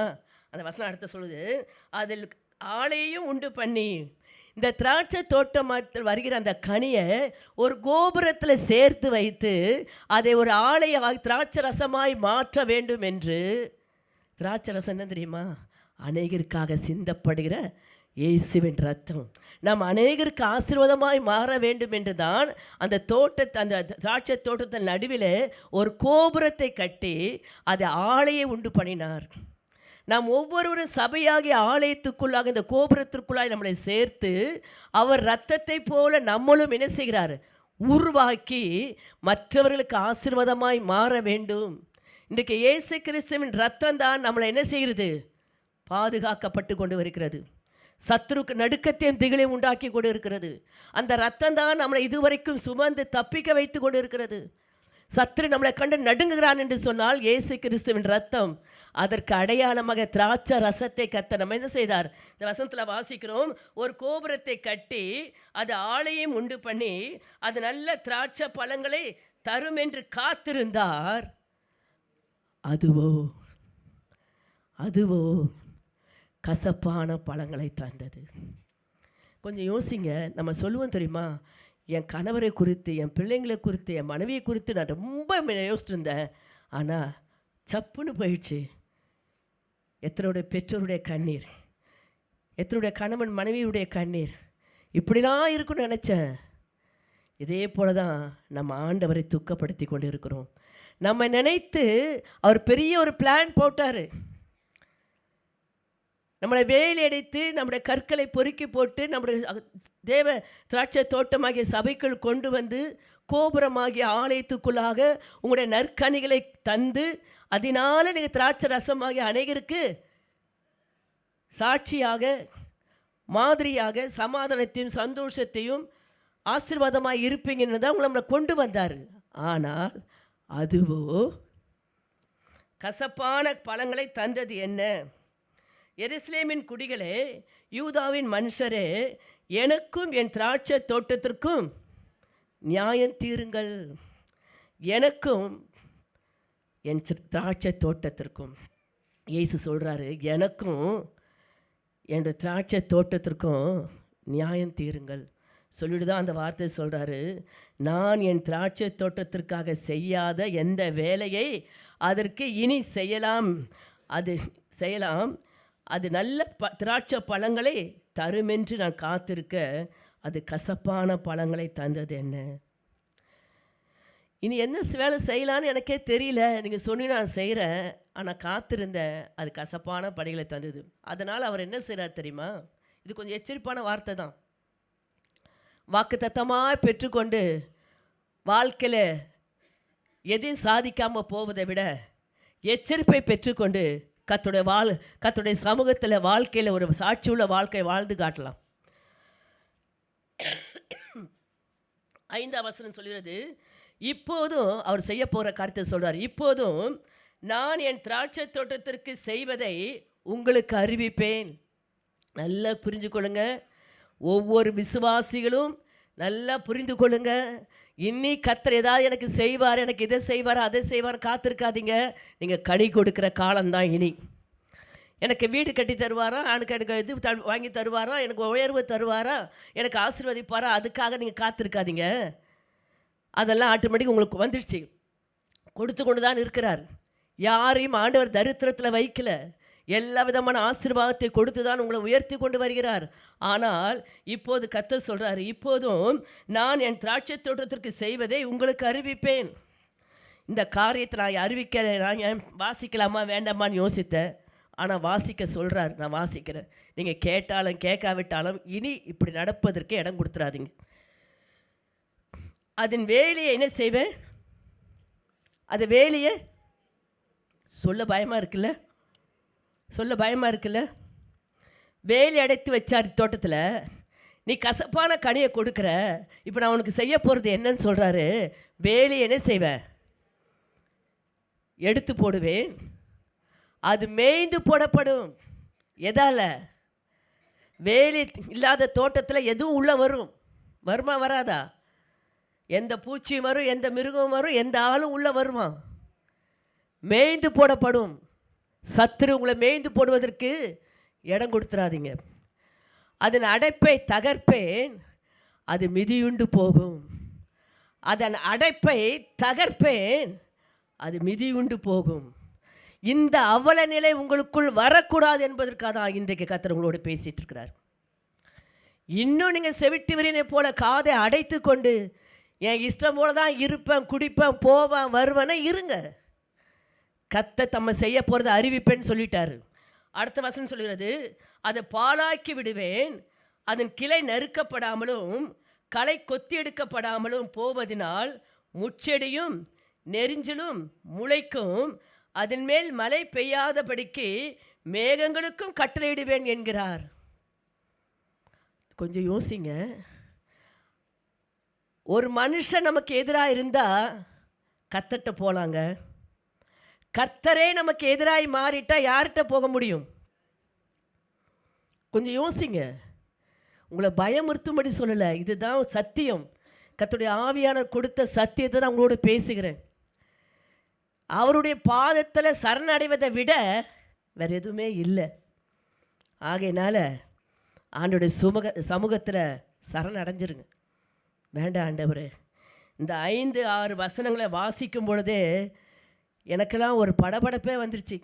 இந்த நிலைமை ஒவ்வொரு விசுவாசி குடும்பத்தில் நுழைஞ்சா நடந்தால் எப்படி இருக்கணும் கொஞ்சம் கற்பனை பண்ணி பாருங்க. இன்றைக்கி அநேகருக்கு என்ன தெரியுமா? இது கிருபையின் காலம். ஆனால் கிருபை கொடுக்கிறார். என்ன வேணால் செய்யலாம், என்ன வேணால் பேசலாம், எங்கே வேணால் போகலாம், எப்படி வேணால் இருக்கலாம், எதை வேணால் அனுபவிக்கலாம், எப்படி வேணால் குடிக்கலாம். கர்த்தர் கிருபையின் காலம். அந்த காலம் முடிவடைவதற்கு முன்பாக நான் ஆண்டவர்கிட்ட என்ன செஞ்சிருவேன்? இது கூடாதது. சரி, அடுத்ததாக அந்த வசனத்தில் நாம் அப்படியானால் ஏசாயா தீர்க்கதரிசி மூலமாக சபைக்கு கர்த்தர் குறித்து பேசினதை நாம் வாசித்தோம். இன்றைக்கு நல்லா புரிஞ்சுக்கொள்ளுங்க, கர்த்தர் அதற்கு என்ன வேலை செய்யலாம் என்று கேட்கிறார். நம்முடைய ஏதாவது பதில் இருக்கா? ஆண்டவரே, இந்த சபைக்கு இந்த வேலை நீங்கள் செய்யலை, இதை நீங்கள் இப்படி நடத்தலை அப்படின்னு ஏதாவது சொல்கிறதுக்கு எதாவது இருக்கா? எல்லாமே செய்து முடிச்சிட்டார். மீகா எழுதின தீர்க்கதரிசன புஸ்தகம் 6ஆம் அதிகாரத்தில் 3ஆம் வசனத்தை பாருங்கள். மீகா 6ஆம் அதிகாரம் 3ஆம் வசனம், என் ஜனமே, நான் உனக்கு என்ன செய்தேன்? பாருங்க, ஆண்டவர் நம்மகிட்ட உண்மையாகவே அந்த வசனம்லாம் வாசிக்கும் போது என் இருதயம் அப்படியே கனத்துது. இவ்வளோ அருமையான அன்புள்ள தெய்வத்தை விட்டுட்டு நான் எங்கே போக முடியும்? என் ஜனமே, நான் உனக்கு என்ன செய்தேன்? நான் எதனால் உன்னை விசனப்படுத்தினேன்னு கேட்குறாரு. ஒரு கணவன் கூட மனைவியை பார்த்து கேட்க மாட்டான். ஒரு மனைவி கணவனை பார்த்து கேட்டது கிடையாது. ஆனால் வானத்தையும் பூமியை உண்டாக்கின சர்வ வல்லமுள்ள தேவன் நம்மை பார்த்து கேட்குறாரு, நான் உனக்கு என்ன செய்தேன்? நான் எதனால் உன்னை விசனப்படுத்தினேன்? எனக்கு எதிரே உத்தரவு சொல். என் ஜனமே, நான் உனக்கு என்ன செய்தேன்? நான் எதனால் உன்னை விசனப்படுத்தினேன்? சர்வ வல்லமுள்ள தெய்வம், ராஜாதி ராஜாவும் கர்த்தாதி கர்த்தாவும் சேனைகளின் கர்த்தராக இருக்கிறவர் நம்மை பார்த்து கேட்குறாரு, நான் உனக்கு என்ன செய்தேன்? நான் எதனால் உன்னை நான் விசனப்படுத்தினேன்? எனக்கு எதிரே உத்தரவு சொல். சொல்ல முடியுமா? கொஞ்சம் யோசிங்க. 4ஆம் வசனம் சொல்கிறது, நான் உன்னை எகிப்திலிருந்து வர பண்ணி அடிமைதன வீட்டிலிருந்து உன்னை மீட்டு கொண்டு மோசே, ஆரோன், மீரியாம் என்பவர்களை உனக்கு முன்பாக என்ன செய்தேன்? அனுப்பினேன். அவரே பதில் அவரே கேள்வி கேட்குறாரு, அவரே பதில் சொல்கிறாரு.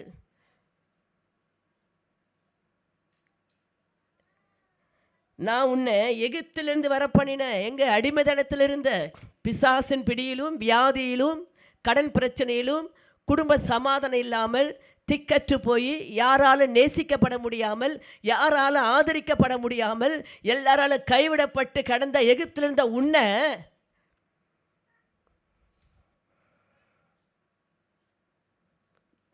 வரப்பண்ணி அடிமைதன வீட்டிலிருந்து உன்னை மீட்டு கொண்டு உன்னை நடத்துவதற்காக, உன்னை போதிப்பதற்காக, உனக்கு ஆலோசனை கொடுப்பதற்காக, உனக்காக ஜெபிப்பதற்காக, கர்த்தருடைய சத்தியத்தில் உன்னை நடத்துவதற்காக மோசே, ஆரோன், மீரியாம் என்பவர்களை உனக்கு முன்பாக என்ன செய்தேன்? அனுப்பினேன். கர்த்தர் ஊழியர்களை வைத்து தாங்க அவங்கள நடத்துகிறாரு.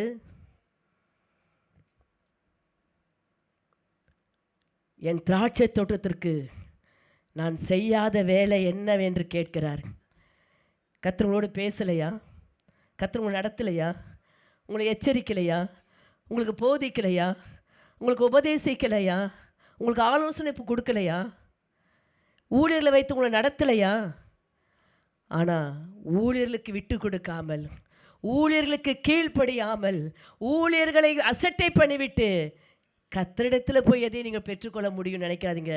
கரெக்டாக ஆண்டவர் சொல்கிறாரு, மோசே, ஆரோன், மிரியாம் என்பவர்களே உனக்கு முன்பாக என்ன செய்தேன்? அனுப்பினேன். நான் உனக்கு முன்னே போக சொல்லலை, உங்களை நடத்துவதற்காக ஊழியர்களை உங்களுக்கு அனுப்பினேன். இதுக்கு மேலே என்னங்க செய்யணும்? ஆகையினால இப்படிப்பட்ட சூழ்நிலை இருந்த உங்களை என்னையும் கர்த்தர் கேட்குறாரு, நான் என்ன செய்யலை உனக்கு? அதே மீகா 2ஆம் அதிகாரத்தில் 7ஆம் வசனத்தில், யாக்கோபு வம்சம் என்று பேர் பெற்றவர்களே, கர்த்தரின் ஆவி குறுகி இருக்கிறதோ, அவருடைய கிரியைகள் இவைகள்தானோ? செம்மையாய் நடக்கிறவனுக்கு என் வார்த்தைகள் நன்மை செய்யாதோ? அவர் கேட்குற கேள்விக்கு பதில் சொல்லுங்கள். சத்தமாக சொல்லாவிட்டாலும் உள்ளத்துலையாவது சொல்லுங்கள். நீங்கள் எல்லாம் சொல்லி தான் ஆகணும். யாக்கோபு வம்சம் என்று பெயர் பெற்றவர்களே, கர்த்தருடைய ஆவி குறுகி இருக்கிறதோ? உங்களுக்கு இதுவரைக்கும் நடத்தினவர் இனி நான் நடத்த மாட்டேனா? இதுவரைக்கும் உங்களுக்கு நன்மை செய்தவர் இனி நான் நன்மை செய்ய மாட்டேனா? என் கை குறுகி போயிடுச்சோ? என் ஆவி குறுகி போயிடுச்சோ? அவருடைய கிரிகள் இவைகள் தானோ? இம்மட்டில் உன்னை வச்சிருவேனா? இனி நான் உயர்த்த மாட்டேனா? இனி நான் உன்னை பாதுகாக்க மாட்டேனா? உனக்கு வேண்டியதை நான் தர மாட்டேனா? சொல்லிட்டு சொல்கிறாரு, செம்மையாய் நடக்கிறவனுக்கு என் வார்த்தைகள் நன்மை செய்யாதோ. செம்மையாய் நடக்கிறவனுக்கு என் வார்த்தை நன்மை செய்யாதோ. நன்மைக்காக காத்திருக்கிறீங்களா? செம்மையாய் நடந்து காட்டுங்க. செம்மையான ஒரு வாழ்க்கை வாழுங்க. கர்த்தருடைய வசனத்தின்படி வாழ்ந்து காட்டுங்க. நிச்சயமாய் கர்த்தர் உங்களுக்கு நன்மையானதை செய்து உங்களை ஆசீர்வதித்து உயர்த்த அவர் உண்மை உள்ளவராக இருக்கிறார். திராட்சை தோட்டத்திற்கு சொந்தக்காரர் யார் தெரியுமா? திராட்சை தோட்டத்திற்கு சொந்தக்காரர் யோவான் எழுதின சுவிசேஷம் 15ஆம் அதிகாரம் முதல் வசனம். யோவான் எழுதின சுவிசேஷம் 15ஆம் அதிகாரம் முதல் வசனத்தை வாசிக்கிறேன். நான் மெய்யான திராட்சை செடி. இயேசு சொல்கிறாரு, நான் யார்? மெய்யான திராட்சை செடி, என் பிதா திராட்சை தோட்டக்காரர். இந்த திராட்சை தோட்டத்துக்கு சொந்தக்காரர் யார் தெரியுமா? பிதா, பிதாவாகிய தேவன். அவர் தான் இன்றைக்கு பாருங்கள் உங்களோட பேசி கூட இருக்கிறார். பிதாவாகிய தேவன் இந்த திராட்சை தோட்டத்திற்கு பிதா சொந்தக்காரர். அவருடைய சித்தமும் அவருடைய விருப்பமும் என்ன நம்ம அறிஞ்சால் அதில் செயல்பட முடியும். இந்த வசனம் எல்லாம் தெரிஞ்ச வசனம்தான். யோவான் எழுதின சுவிசேஷத்தில் 2ஆம் வசனத்தை நாம் வாசிப்போம்.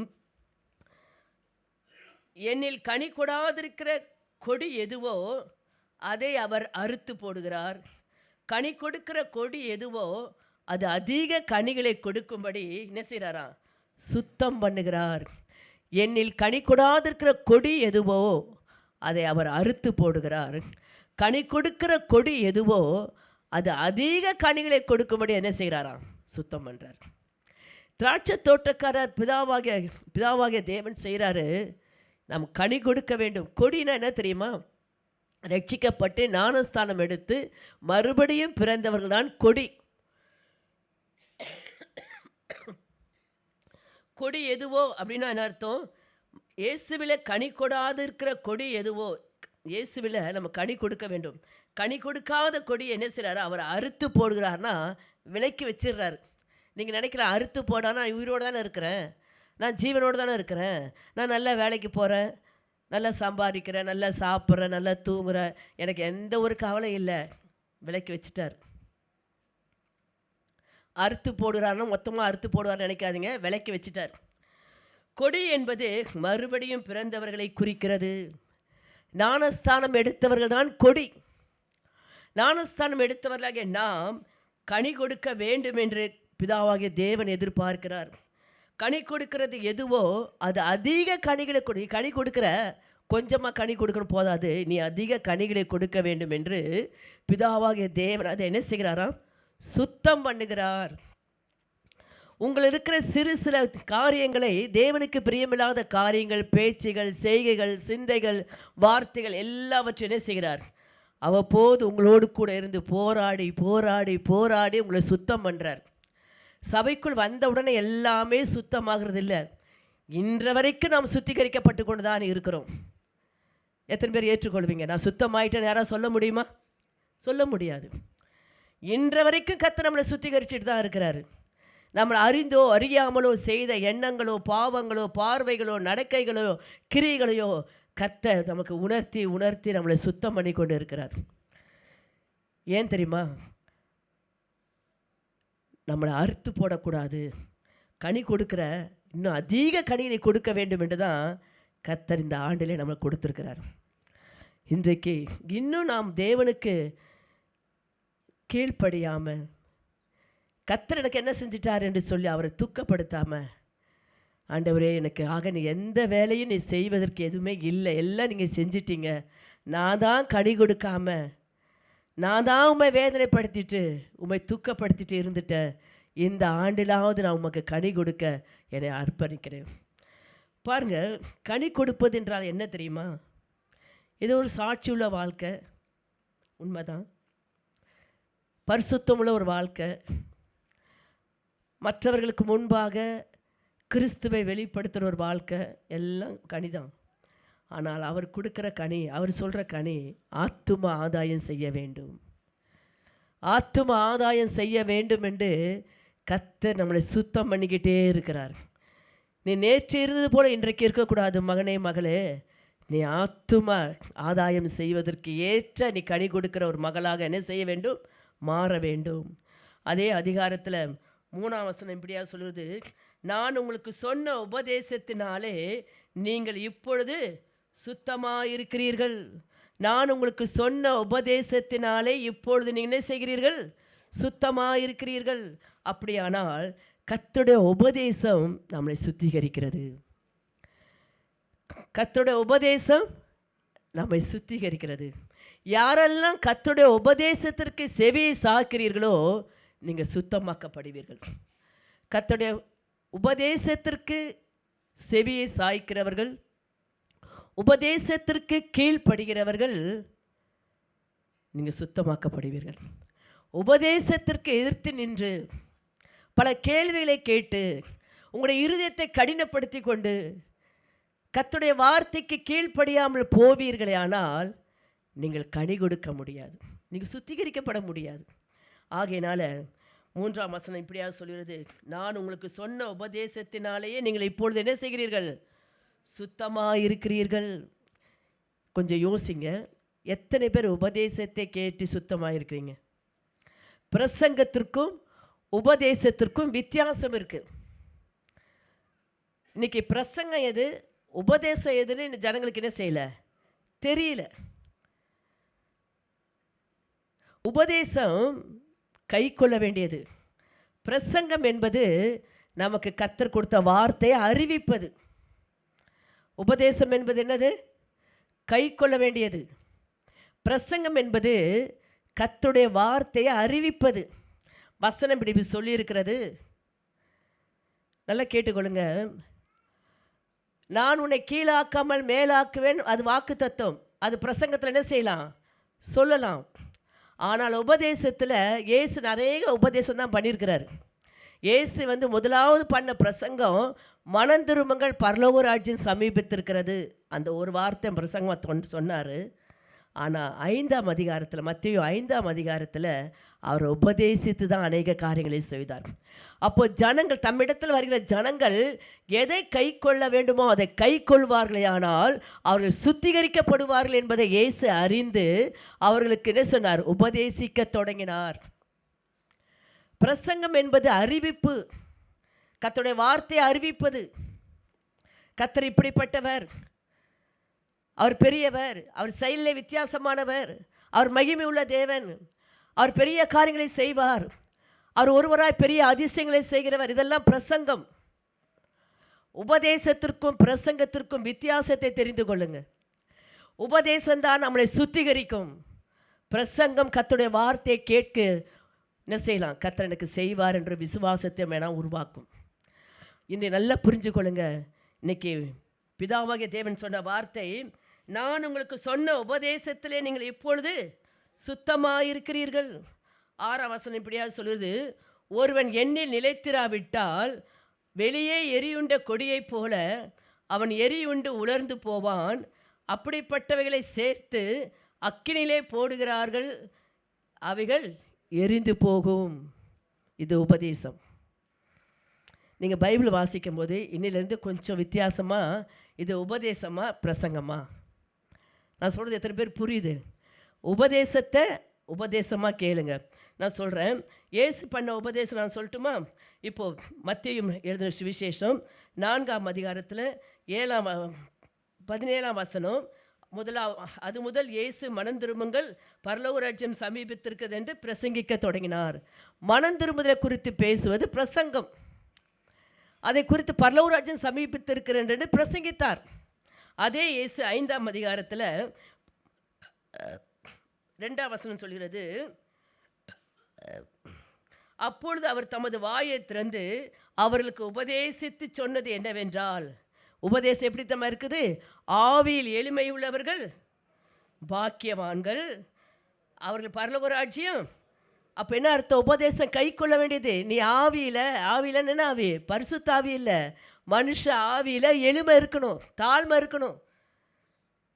நான் யார் தெரியுமா? நான் இவ்வளோ படிச்சிருக்கிறேன், எனக்கு இவ்வளோ வருமானம் வருது, எனக்கு எத்தனை வீடு இருக்குது, எத்தனை சொத்து இருக்குது, இத்தனை பேரை வச்சு நான் வேலை வாங்குகிறேன். ஆவியில் என்ன இல்லை? எளிமை இல்லை. உபதேசம் உங்களை உணர்த்தும், உபதேசம் உங்களை உருவாக்கும், உபதேசம் உங்களை உந்த தள்ளும். ஆவியில் எளிமை உள்ளவர்கள் பாக்கியவான்கள், பரலோக ராஜ்யம் அவர்களுடையது. துயரப்படுகிறவர்கள் பாக்கியவான்கள், அவர்கள் ஆறுதல் அடைவார்கள். இதெல்லாம் உபதேசிக்கிறாரு. நீ துயரப்படுறியா, நீ பாக்கியவன், நீ பயப்படாத, நீ ஆறுதல் அடைவ. அதே அதிகாரத்தில் 13ஆம் வசனத்தில், நீங்கள் பூமிக்கு உப்பா இருக்கிறீர்கள். உப்பானது சாரமற்று போனால் எதனால் சாரமாக்கப்படும்? வெளியே கொட்டப்படுவதற்கும் மனுஷரால் மிதிக்கப்படுவதற்குமே ஒளிய வேறு ஒன்றுக்கும் உதவாது. இது உபதேசம். நீங்கள் பூமிக்கு எப்படி இருக்கிறீங்க? உப்பு. உப்பு எப்படிப்பட்டதுங்க? சுவை உள்ளது. நிறத்தை சொல்ல முடியாது. இப்போ கருப்பு உப்பு இருக்குது, பிங்க் உப்பு இருக்குது, வெள்ளை உப்பு இருக்குது, எல்லாம் இருக்குது. சுவை. இன்னொன்று, உப்பு தன்னை கரைத்து கொண்டு சுவையை கொடுக்கக்கூடியது. நீங்கள் குழம்புல போட்டாலும் சாப்பாட்டால் போடுற உப்பு அப்படியே இருக்காதுங்க. தன்னை கரைத்தாகிலும் சுவையை கொடுக்கக்கூடியது. அப்படிப்பட்ட உபதேசம் நமக்கு வேணும். உப்பா இருக்கிற பிரசங்கம் பண்ணால் போதாது. அந்த உப்பு என்ன செய்யும்? தன்னை கரைத்து ருசியை கொடுக்கும். அதே போல் நீங்களும் நானும் தன்னை குடும்பத்திற்கோ சபைக்கோ திராட்சை தோட்டத்திலோ தன்னை கரைத்தாவது மற்றவர்களுக்கு என்ன செய்யணும்? ருசியை கொடுக்கிறவராக இருக்க வேண்டும். உப்பு கெட்டு போக விடாது. ஊறுகாய்க்கெலாம் என்ன செய்வாங்க? உப்பை அதிகமாக போடுவாங்க. ஏன்னா ஒரு கெட்டு போக விடாது. நீங்கள் உப்பாக இருந்தீங்கன்னா நீங்களும் கெட்டு போக மாட்டீங்க, மற்றவர்களும் கெட்டு போக விட மாட்டீங்க. அதான் உபதேசம். நீங்கள் பூமிக்கு உப்பாக இருக்கிறீர்கள். உப்பானது சாரமற்று போனால் எதனால் சாரமாக்கப்பட முடியும்? வேஸ்ட்டு.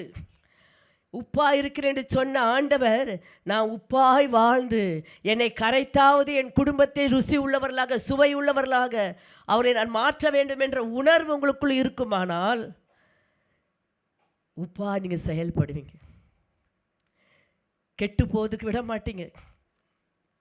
இன்றைக்கு நாம் அநேக நாணமில்லாத காரியங்களால், அடுத்த வார்த்தை சொல்கிறது, வெளியே கொட்டப்படுவதற்கும் மனுஷரால் மிதிக்கப்படுவதற்குமே ஒழிய வேறு ஒன்றுக்கும் உதவாது. இந்த உப்பு சாரமற்று போனால், இன்றைக்கி சபையில் திராட்சை தோட்டத்தில் உப்பாக இருக்க வேண்டிய அநேகர் சாரமற்று போயிருக்கிறார்கள். அவர்களால் யாருக்கு எந்த பிரயோஜனமும் இல்லை, அவர்களால் எந்த பயனும் இல்லை.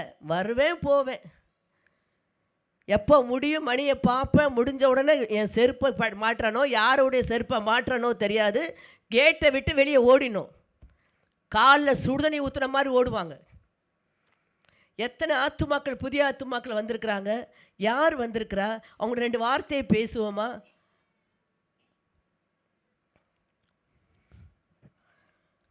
அது மாத்திரமல்ல, அதே 15 9ஆம் வசனம் இப்படியாவது சொல்கிறது, சமாதானம் பண்ணுகிறவர்கள் பாக்கியவான்கள், அவர்கள் தேவனுடைய புத்திரர் எனப்படுவார்கள். அப்போ சமாதானம் பண்ணுவது என்று பிரசங்கம் அல்ல, அது உபதேசம். இயேசு இந்த உபதேசத்தை சீஷர்களுக்கு சொல்லி கொடுக்குறார். சமாதானமாக இருங்க, மற்றவங்களை சமாதானம் பண்ணுங்க, பிரிவினை உண்டாக்காதீங்க, கலகத்தை தூண்டி விட்டுறாதீங்க, இல்லாது பொல்லாத பேசி மற்ற மேல் இருக்கிற நல்ல எண்ணங்களையும் கெடுத்து விடாதீங்க. இதுதான் உபதேசம். அடுத்ததாக அந்த வசனம் சொல்கிறது, 10ஆம் வசனம், நீதி நிமித்தம் துன்பப்படுகிறவர்கள் பாக்கியவான்கள். நீ நீதி செய்தனால துன்பப்பட்டியா, நீ பாக்கியவான், பரலோகராட்சியம் உனக்கு சொந்தமானது, நீ பயப்படாத. உபதேசம். 11ஆம் வசனம், என் நிமித்தம் உங்களை நிந்தித்து துன்பப்படுத்தி பலவிதமான தீமையான மொழிகளை உங்கள் மேல் பொய்யால் சொல்வார்களானால் பாக்கியவான்களாக இருப்பீர்கள். இதுதாங்க உபதேசம். ஆண்டவர் நிமித்தம் உங்கள் மேலே பலவிதமான நிந்தைகளை சுமத்தி கடினமான துன்பப்படுத்தி பலவிதமான தீமையான மொழிகளை உங்கள் மேலே சுமத்துறாங்களா? நிச்சயமாக சொல்கிறேன், கவலைப்படாதீங்க. நீங்கள் நன்மை செய்து பாடு அனுபவிக்கிறீங்களா? கவலைப்படாதீங்க. உங்களுக்கு விரோதமாக யார் என்ன பேசினாலும் துக்கப்படாதீங்க. நீங்கள் தான் பாக்கியவான். அதை போய் மற்றவங்க சொல்லி அழாதீங்க. அது போய் மற்றவங்க போய் நம்ம நியாயத்தை பேச வேண்டிய அவசியம் இல்லை. உங்களை காண்கிற தேவன் உங்களோடு கூட இருக்கிறார். நீங்கள் நியாயமானதை நீங்கள் செய்வீர்களே, ஆனால் நீங்கள் உங்களை நிந்திக்கிறவர்கள் பலவிதமான தீமையான வழிகளை பொய்யாய் சொன்னாலும் நான் செய்யலைன்னு நீங்கள் போய் நிரூபிக்க வேண்டாம். அதை காண்கிற கர்த்தர் உங்களை உயர்த்தி கொண்டே போவார். அதுதான் உபதேசம். அடுத்ததாக அந்த வசனம் சொல்கிறது 12ஆம் வசனம், சந்தோஷப்பட்டு களி கூறுங்கள், பரலோகத்தில் உங்களுக்கு பலன் மிகுதியாக இருக்கும். உங்களுக்கு முன்னிருந்த தீர்க்கதரிசிகளை அப்படியே என்ன செய்தார்கள்? துன்பப்படுத்த. நீ மட்டும் துன்பம் அனுபவிக்கலாமா? நீ மட்டும் துன்பம் அனுபவிக்கலப்பா. உனக்கு முன்னிருந்தவங்க இப்படி தான் என்ன செஞ்சாங்க? அப்படி தான் ஊழியராக நாங்கள் எங்களை என்ன செய்கிறோம்? எங்களை ஆறுதல் படுத்தி எங்களை தேற்றி கர்த்தருடைய வசனம் ஒன்றுக்கு மாத்திரம் அந்த உபதேசத்தில் நிலைத்திருக்கிறனால தான் இன்று வரைக்கும் சபைக்குள்ளால் நாங்கள் நின்று ஊழியம் செய்ய முடிகிறது. கர்த்தர் இது வரைக்கும் எங்களை நடத்தி கொண்டு வருகிறார்.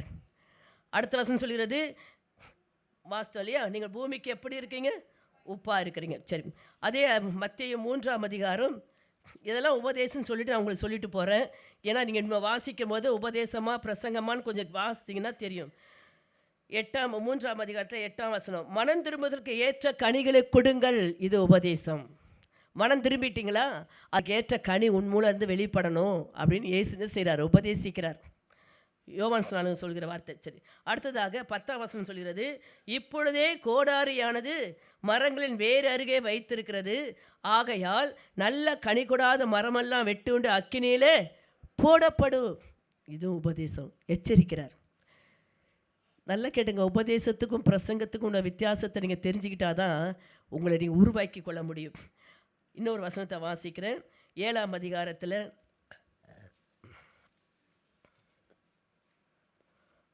7:20 நான் வாசிக்கிறேன்.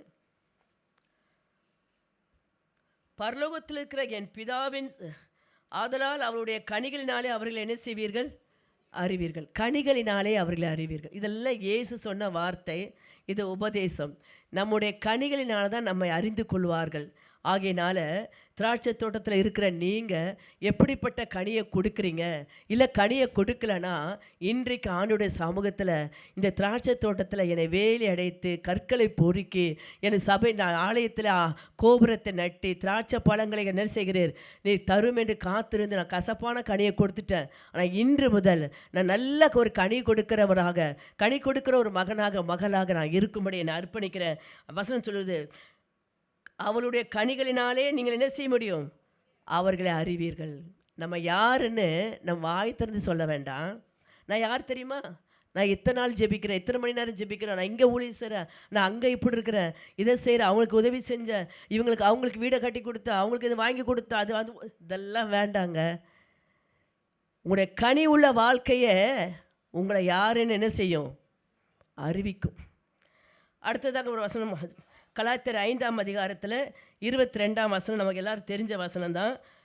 கலாத்தியர் 5ஆம் அதிகாரம் 22ஆம் வசனம்.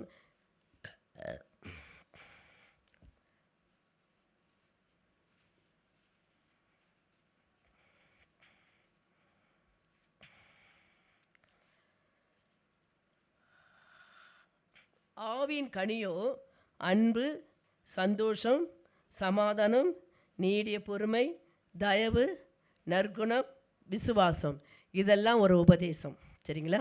இந்த உபதேசத்தின்படி நடந்தால் தான் நம்ம அநேக கனிகளை கொடுக்க முடியும். இந்த கனியை குறித்து நமக்கு எல்லாருக்கும் மனப்பாடமாக தெரியும். 9 கனியை என்ன செய்வோம்? மனப்பாடமாக சொல்லுவோம். ஆனால் அந்த கனி கொடுக்குறோமா என்பது தான் வில்லங்கமாக இருக்குது. மனப்பாடமாக வசனத்தை சொல்வதனால நம்ம கனி கொடுத்துட முடியாதுங்க. கனி கொடுக்குறோமா இல்லையா என்பதை நம்முடைய கனிகளினால் தான் அறிய முடியும். ஆகையினால கனி கொடுக்கிற ஒரு ஜீவியத்தை செய்ய நம்ம அர்ப்பணிப்போம். பிலிப்பியர் 1ஆம் அதிகாரம் 11ஆம் வசனம் இப்படியாக சொல்கிறது. பிலிப்பியர் 1ஆம் அதிகாரம் 11ஆம் வசனம், நீங்கள் கிறிஸ்துவின் நாளுக்கென்று துப்புரவானவர்களும் இடரலற்றவர்களுமாய் இருக்கவும் வேண்டுதல் செய்கிறேன். பிலிப்பியர் பட்டணத்தில் பவுல் சொல்கிறாரு, நீங்கள் கிறிஸ்துவின் நாளுக்கென்று, கர்த்தருடைய வருகைக்கென்று எப்படி இருக்கணுமா? துப்புரவானவர்களும் இடரலற்றவர்களுமாக இருக்கும்படி நான் உங்களுக்காக என்ன செய்கிறேன்? வேண்டுதல் ஜெபிக்கிறேன்றார். அப்போ கர்த்தருடைய வருகை மிக சீக்கிரம். அந்த வருகை இன்றைக்கு இருக்குமானால் எத்தனை பேர் நம்ம அவருடைய வருகையில் போவோம் என்பது நமக்கு சொல்லுவீங்களா? நான் போயிடுவேன்னு யாராவது சொல்ல முடியுமா? தைரியமாக சொல்ல முடியுமா? யோசிக்கிறோம். இன்றைக்கு நான் சொல்கிறேன், கிறிஸ்துவின் நாளுக்கென்று துப்புரவானவர்களும் இடரலற்றவர்களுமாய் இருக்கவும் வேண்டுதல் செய்கிறேன். நல்லா புரிஞ்சுக்கொள்ளுங்க. ஒவ்வொரு நாள் ஆண்டவர் என்னுடைய வருகைக்கென்று என்னை சுத்தப்படுத்துங்கப்பா. பிதா என்ன செய்கிறார்? திராட்சை தோட்டத்தை சுத்தம் பண்ணுகிறார். அவர் நிலைத்திருந்து கனி கொடுக்கிற கொடி எதுவோ அதை தான் அவர் சுத்தம் பண்ணுவார். கனி கொடுக்காத அகற்றிடுறாருங்க. நீங்கள் கனி கொடுத்தீங்கன்னா உங்களை சுத்தம் பண்ணி உங்களை பாதுகாத்து உங்களுக்கு வேண்டிய உரங்களை, கர்த்தருடைய வார்த்தையாக வசனத்தையும் அபிஷேகமாக நீர் ஊற்றையும் கொடுத்து உங்களை என்ன செய்வார்? உருவாக்கிட்டே போவார். கனி கொடுக்கலையா உங்களை விலைக்கு வச்சுட்டாருன்னு அர்த்தம். இன்றைக்கி இந்த சபைக்குள் இருக்கிற ஒருவராயினும் கனி கொடுக்காமல் இருக்கக்கூடாது. உங்களுடைய அக்கம் பக்கத்தில் இருக்கிற புதிய ஆத்துமாக்களை இயேசு கிறிஸ்துவிடத்தில் வழிநடத்துவதற்கு நீங்கள் ஒரு கனி கொடுக்கிற ஒரு கருவியாக என்ன செய்ய வேண்டும்? மாறணும். நான் இந்த திராட்சை தோட்டத்திற்கு எந்த வேலையை நான் செய்யலை அப்படின்னு கேட்குறாரு. நீங்கள் சொல்லணும், ஆண்டவரே இந்த திராட்சை தோட்டத்தில் என்னை கொண்டு வந்ததற்கு நான் தகுதி இல்லை, ஆனால் உமக்கென்று நான் கனி கொடுக்க இந்த ஆண்டில் நான் என்ன செய்கிறேன்? ஒப்பு கொடுக்குறேன். உங்கள் அக்கம் பக்கத்தில் உங்களுடைய சொந்தம் பந்தம் யாரெல்லாம் இன்னும் இயேசுவை ஏற்றுக்கொள்ளையோ அவங்கள எப்படியாவது சபைக்குள் கொண்டு வருவதற்காக பிரயாசப்படுங்க. அதை காண்கிற கர்த்தர் இன்னும் உங்களை சுத்திகரித்து சுத்தம் பண்ணி அநேக கனிகளை கொடுக்கும்படி கர்த்தர் உங்களை உயர்த்துவார். அநேகருக்கு ஆசீர்வாதமாய் கர்த்தர் மாற்றுவார். எபேசியர் 5ஆம் அதிகாரம் 26ஆம் வசனம். எபேசியர் 5ஆம் அதிகாரம் 26ஆம் வசனம். தாம் அதை திருவசனத்தை கொண்டு தண்ணீர் முழுக்கினால் சுத்திகரித்து பரிசுத்தமாக்குகிறதற்கும். அப்படியானால் கர்த்தர் தாம் அதை திருவசனத்தை கொண்டு தண்ணீர் முழுக்கினால், திருவசனமும் தண்ணீர் முழுக்காக ஞானஸ்தானத்தினாலே கர்த்தர் நம்ம என்ன செய்கிறார்? சுத்தப்படுத்தி நம்மளை பரிசுத்தமாக்குகிறார். இன்றைக்கு நீங்களும் பரிசுத்தமாகணும், மற்றவர்களும் பரிசுத்தமாக்கணும். நீங்களும் சுத்தமாக இருக்கணும், மற்றவர்களும் சுத்திகரிக்கணும். அது திருவசனமாகிய வார்த்தையினால்தான் உண்டாகும் என்பதை நீங்கள் மறந்து போக வேண்டாம். இன்றைக்கு கர்த்தர் 1 பேதுரு 1ஆம் அதிகாரம் 21, 22 சொல்கிறாரு. நான் ஒரே குறிப்பு தான் நான் சொல்ல போகிறேன். இந்த ஒரு குறிப்பில் தான் இவ்வளோ தூரம் நான் பேசிகிட்டு இருக்கிறேன். அடுத்து நம்ம ஜெபிக்க போகிறோம். 1 பேதுரு 1ஆம் அதிகாரம் 21, 22 சொல்கிறாரு. பேதுரு சொல்கிறாரு, உங்கள் விசுவாசமும் நம்பிக்கையும் தேவன் மேல் இருக்கும்படி அவரை மரித்தோரிலிருந்து எழுப்பி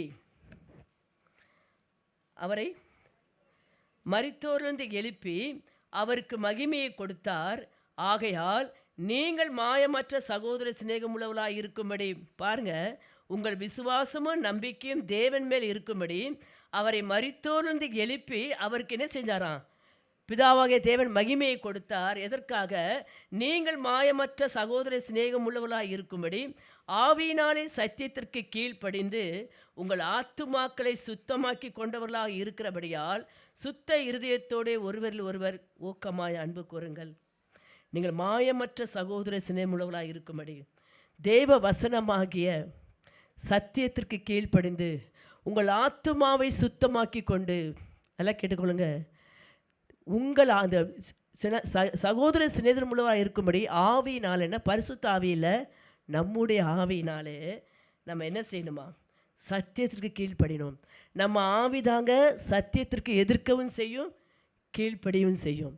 பரிசுத்த ஆவியானவர் உதவி செய்வார்னு சொல்லிட்டு இன்றைக்கி அநேகர் ஏமாந்து கொண்டு இருக்கிறாங்க. கேட்கிற வசனத்திற்கு கீழ்ப்படிவதற்கு உங்கள் ஆவிதான் என்ன செய்யணும்? உங்களுக்கு ஒத்துழைக்கணும். கேட்கிற வசனத்தை கை கொள்ள வேண்டும் என்ற ஒரு விருப்பம் உங்கள் ஆவிக்குள் வந்தால் தான் நீங்கள் கை கொள்ள முடியும். இது பரிசுத்த ஆவியினால் தான் உண்டாக நினச்சி ஏமாந்துட்டு போகாதீங்க. அந்த வசனம் அழகாக சொல்லப்படுது, உங்கள் ஆத்துமாக்களை சுத்தமாக்கி கொண்டவர்களாக இருக்கிறபடியால் சுத்த இருதயத்தோடு ஒருவரில் ஒருவர் ஊக்கமாயின்னு செய்யுங்க. யாரெல்லாம் உங்கள் ஆத்துமாக்களை சுத்தமாய் காத்து கொண்டீங்களோ நீங்கள் என்ன செய்வீங்க? சுத்த இருதயத்தோடு ஒருவரில் ஒருவர் ஊக்கமாய் அன்பு கூறுவர்களாக இருப்பீர்கள். கடைசியாக கர்த்தர் ஒரு வார்த்தையை சொன்னார். அதை ஜெபித்துட்டு சங்கீதம் 80ஆம் சங்கீதம் எல்லாரும் எடுத்துக்கொள்ளுங்க. சங்கீதம் 80. இப்போ நம்ம ஜெபிக்க போகிறோம். கர்த்தர் நம்மளை திருப்பி கொண்டு வரணும். எத்தனை பேர் எங்கெங்கே போயிருக்கணும் தெரியாது, ஆனால் கர்த்தர் இன்றைக்கு நம்ம திருப்பணும். அதுக்காக தான் இந்த ஜெபம். முதல் வசனத்தை நம்ம வாசித்தோம் இல்லையா? 5 நாளில் நான் என் திராட்சை தோட்டத்திற்காக செய்யாத எந்த வேலை இனி செய்யலாம் கேட்டார் இல்லையா? இப்போது நம்ம அவற்றை என்ன சொல்ல போகிறோம்? நம்ம எப்படி அவரை மனம் திரும்ப போகிறோம்? சங்கீதம் 80ஆம் சங்கீதத்தில் 8ஆம் வசனத்தை நான் வாசிக்கிறேன். நீர் எகிப்திலிருந்து ஒரு திராட்சை கொடியை கொண்டு வந்து ஜாதிகளை துரத்தி விட்டு அதை நாட்டினீர். கர்த்தர் நமக்கு செய்தது, எகிப்து உலகத்தில் பொல்லாத பிசாசின் பிடியில், ஏதோ ஒரு விக்கிரகத்தின் ஆவியில், பில்லி சூரியத்தில் இருந்த நம்ம ஒரு திராட்சை கொடியை கொண்டு வந்து ஜாதிகளை துரத்தி விட்டு, ஜாதின்னு சொன்னால் பொல்லாத பிசாசின் ஜாதிகளை என்ன செய்தார்? துரத்தி விட்டு அதை என்ன செய்தாராம்? நாட்டினீர். எங்கே நாட்டினீர்? திராட்சை தோட்டமாகிய சபைக்குள் கொண்டு வந்து வைத்தார். அடுத்ததாக அதற்கு இடத்தை ஆயத்தப்படுத்தினீர். அந்த திராட்சை தோட்டமாகிய இந்த சபைக்குள்ளாக நம்மை கொண்டு வருவதற்கு அதுக்கு ஒரு சபையை கர்த்தர் நமக்கு என்ன செய்தார்? ஆயத்தப்படுத்தினார். எத்தனையோ சபைகள் சென்னையில் இருந்தாலும் இந்த இடத்துல உங்களை கொண்டு வந்து வைப்பதற்காகவே இந்த இடத்தை உங்களுக்கு ஆயத்தப்படுத்தினார். எத்தனை பேர் சந்தோஷமாக ஏற்றுக்கொள்கிறீங்க? சபை, எத்தனையோ சபை இருக்குங்க. எங்கேயாவது கொண்டு போய் உங்களை நாட்டிருக்கலாமே. ஏன் இங்கே கொண்டு வந்து நாட்டினார்? அதுக்கு ஒரு இடத்தை படுத்தினீர். பாருங்க, அது வேறொன்று தேசமெங்கும் படர்ந்தது. நல்லா கேட்டுக்கொள்ளுங்க. அது வேறொன்று தேசமெங்கும் படர்ந்தது. நீங்கள் என்ன சொன்னீங்க? ராயபுரத்தில் எபிரோன் சபை வீட்டில் நான் இருக்கிறேன் அப்படின்னு உங்களோட சொந்த மதங்கள்லாம் சொன்னீங்களா இல்லையா? அக்கம் பக்கத்துலலாம் சொன்னீங்களா இல்லையா? தேசமெங்கும் அது படர்ந்தது. அடுத்த வசனத்தை வாசிக்கிறேன். அதன் நிழலால் மலைகளும் அதன் கிளைகளால் திவ்யமான கேதுருக்களும் மூடப்பட்டது. எது? அந்த திராட்சை செடியினால், கொடியினால் இப்படிப்பட்ட ஆசீர்வாதங்கள் உண்டாயிற்று. நிழல் உண்டாயிற்று. மலைகளும் அதன் கிளைகளால் திவ்யமான கேதுர்களும் என்ன செய்யப்பட்டது? ஒரு வலிமையான ஒரு ஆசீர்வாதம் உங்களால் மற்றவர்களுக்கு உண்டானது, இல்லைன்னு சொல்ல முடியாது.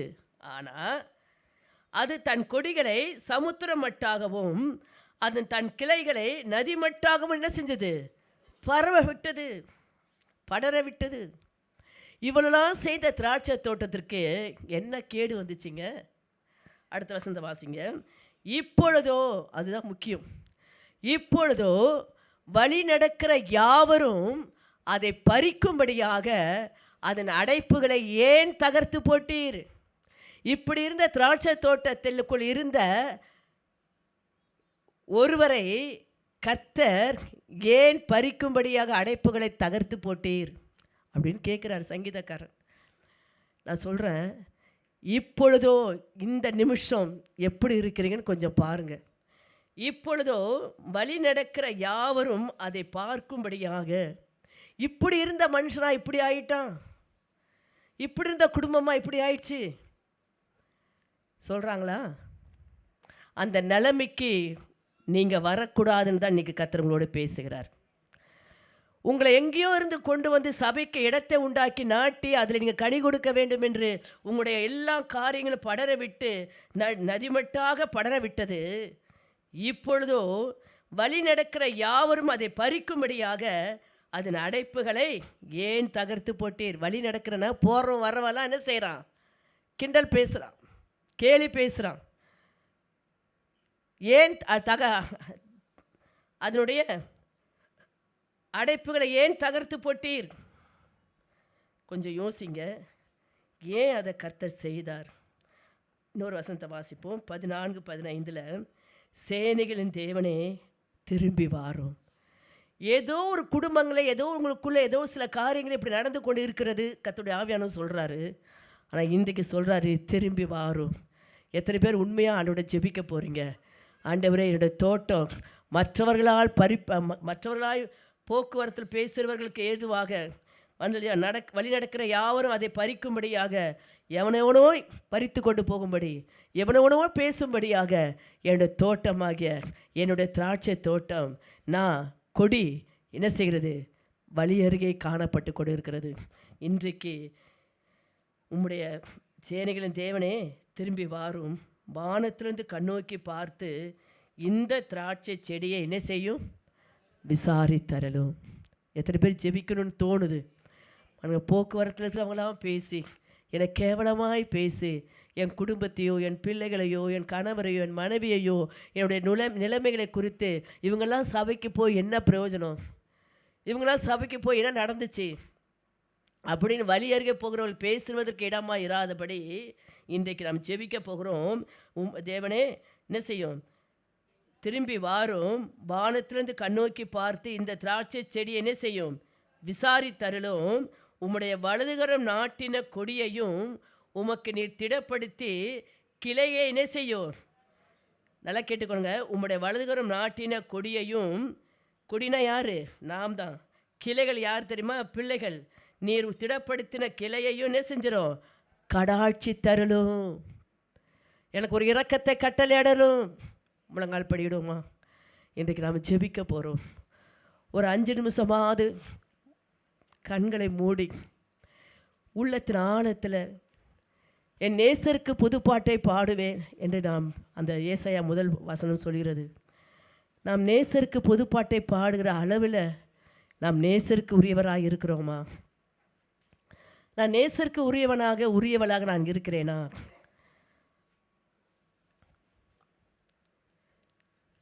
நான் என் திராட்சை தோட்டத்திற்கு செய்யாத வேலை இனி என்ன இருக்குது? எனக்கு இன்னும் என்ன கர்த்தர் செய்யணும்னு நினைக்கிறீங்க?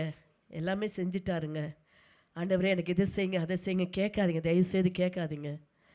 உங்கள் வழி கர்த்தருக்கு பிரியமாக இருந்தால் உங்களுடைய சத்துருக்களே உங்களோட சமாதானமாகும்படி செய்கிறவர்.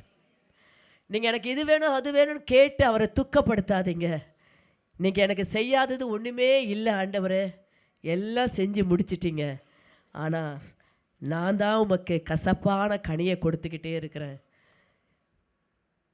எத்தனை முறை எச்சரிக்கிறீர், எத்தனை முறை என்னோட போராடுகிறீர், ஆனாலும் நான் உமக்கு கசப்பான கனிகளே கொடுத்து கொண்டு இருக்கிறேன். என்னை ஒரு விஷயம் என்ன செஞ்சிருங்க, கண்ணோக்கி பாரும். எத்தனை பேர் கேட்க போகிறீங்க? திரும்பி வாரும். இந்த வசனத்தின்படி சேனைகளின் தேவனே திரும்பி வாரும். என்னை விட்டோ, என் குடும்பத்தை விட்டோ, என் பிள்ளைகளை விட்டோ நீ கொஞ்சம் விலகி இருந்தீங்கன்னா இன்றைக்கு வந்துருங்கப்பா, நான் உண்மை அழைக்கிறேன், நான் என் உள்ளத்தில் அழைக்கிறேன், என் வீட்டில் என்ன அழைக்கிறேன், என் குடும்பத்தில் என்ன அழைக்கிறேன். ஆண்டவரே வேண்டாம் ஆண்டவரே, நீர் எனக்காக செய்யாத ஒரு வேலை கூட இல்லை ஆண்டவரே. நான் துரோகியாய் போயிட்டேன், நான் மறந்து உண்மை மறுதளிச்சிட்டேன், நான் கனி கொடுக்க வேண்டிய நானோ கசப்பான கனிகளை கொடுத்து கொண்டு இருக்கிறேன். எத்தனையோ விதங்களில் என்னுடைய நாமத்தை வீணில் வழங்குவதற்கு நான் இடம் கொடுத்து கொண்டு இருக்கிறேன். இந்த ஒரு விஷயத்தை மன்னித்து ஆண்டவரே என்னை இழுத்துக்கொள்ளும், உங்ககிட்ட என்னை சேர்த்துக்கொள்ளுங்க ஆண்டவரே, என்னை சேர்த்துக்கொள்ளும்.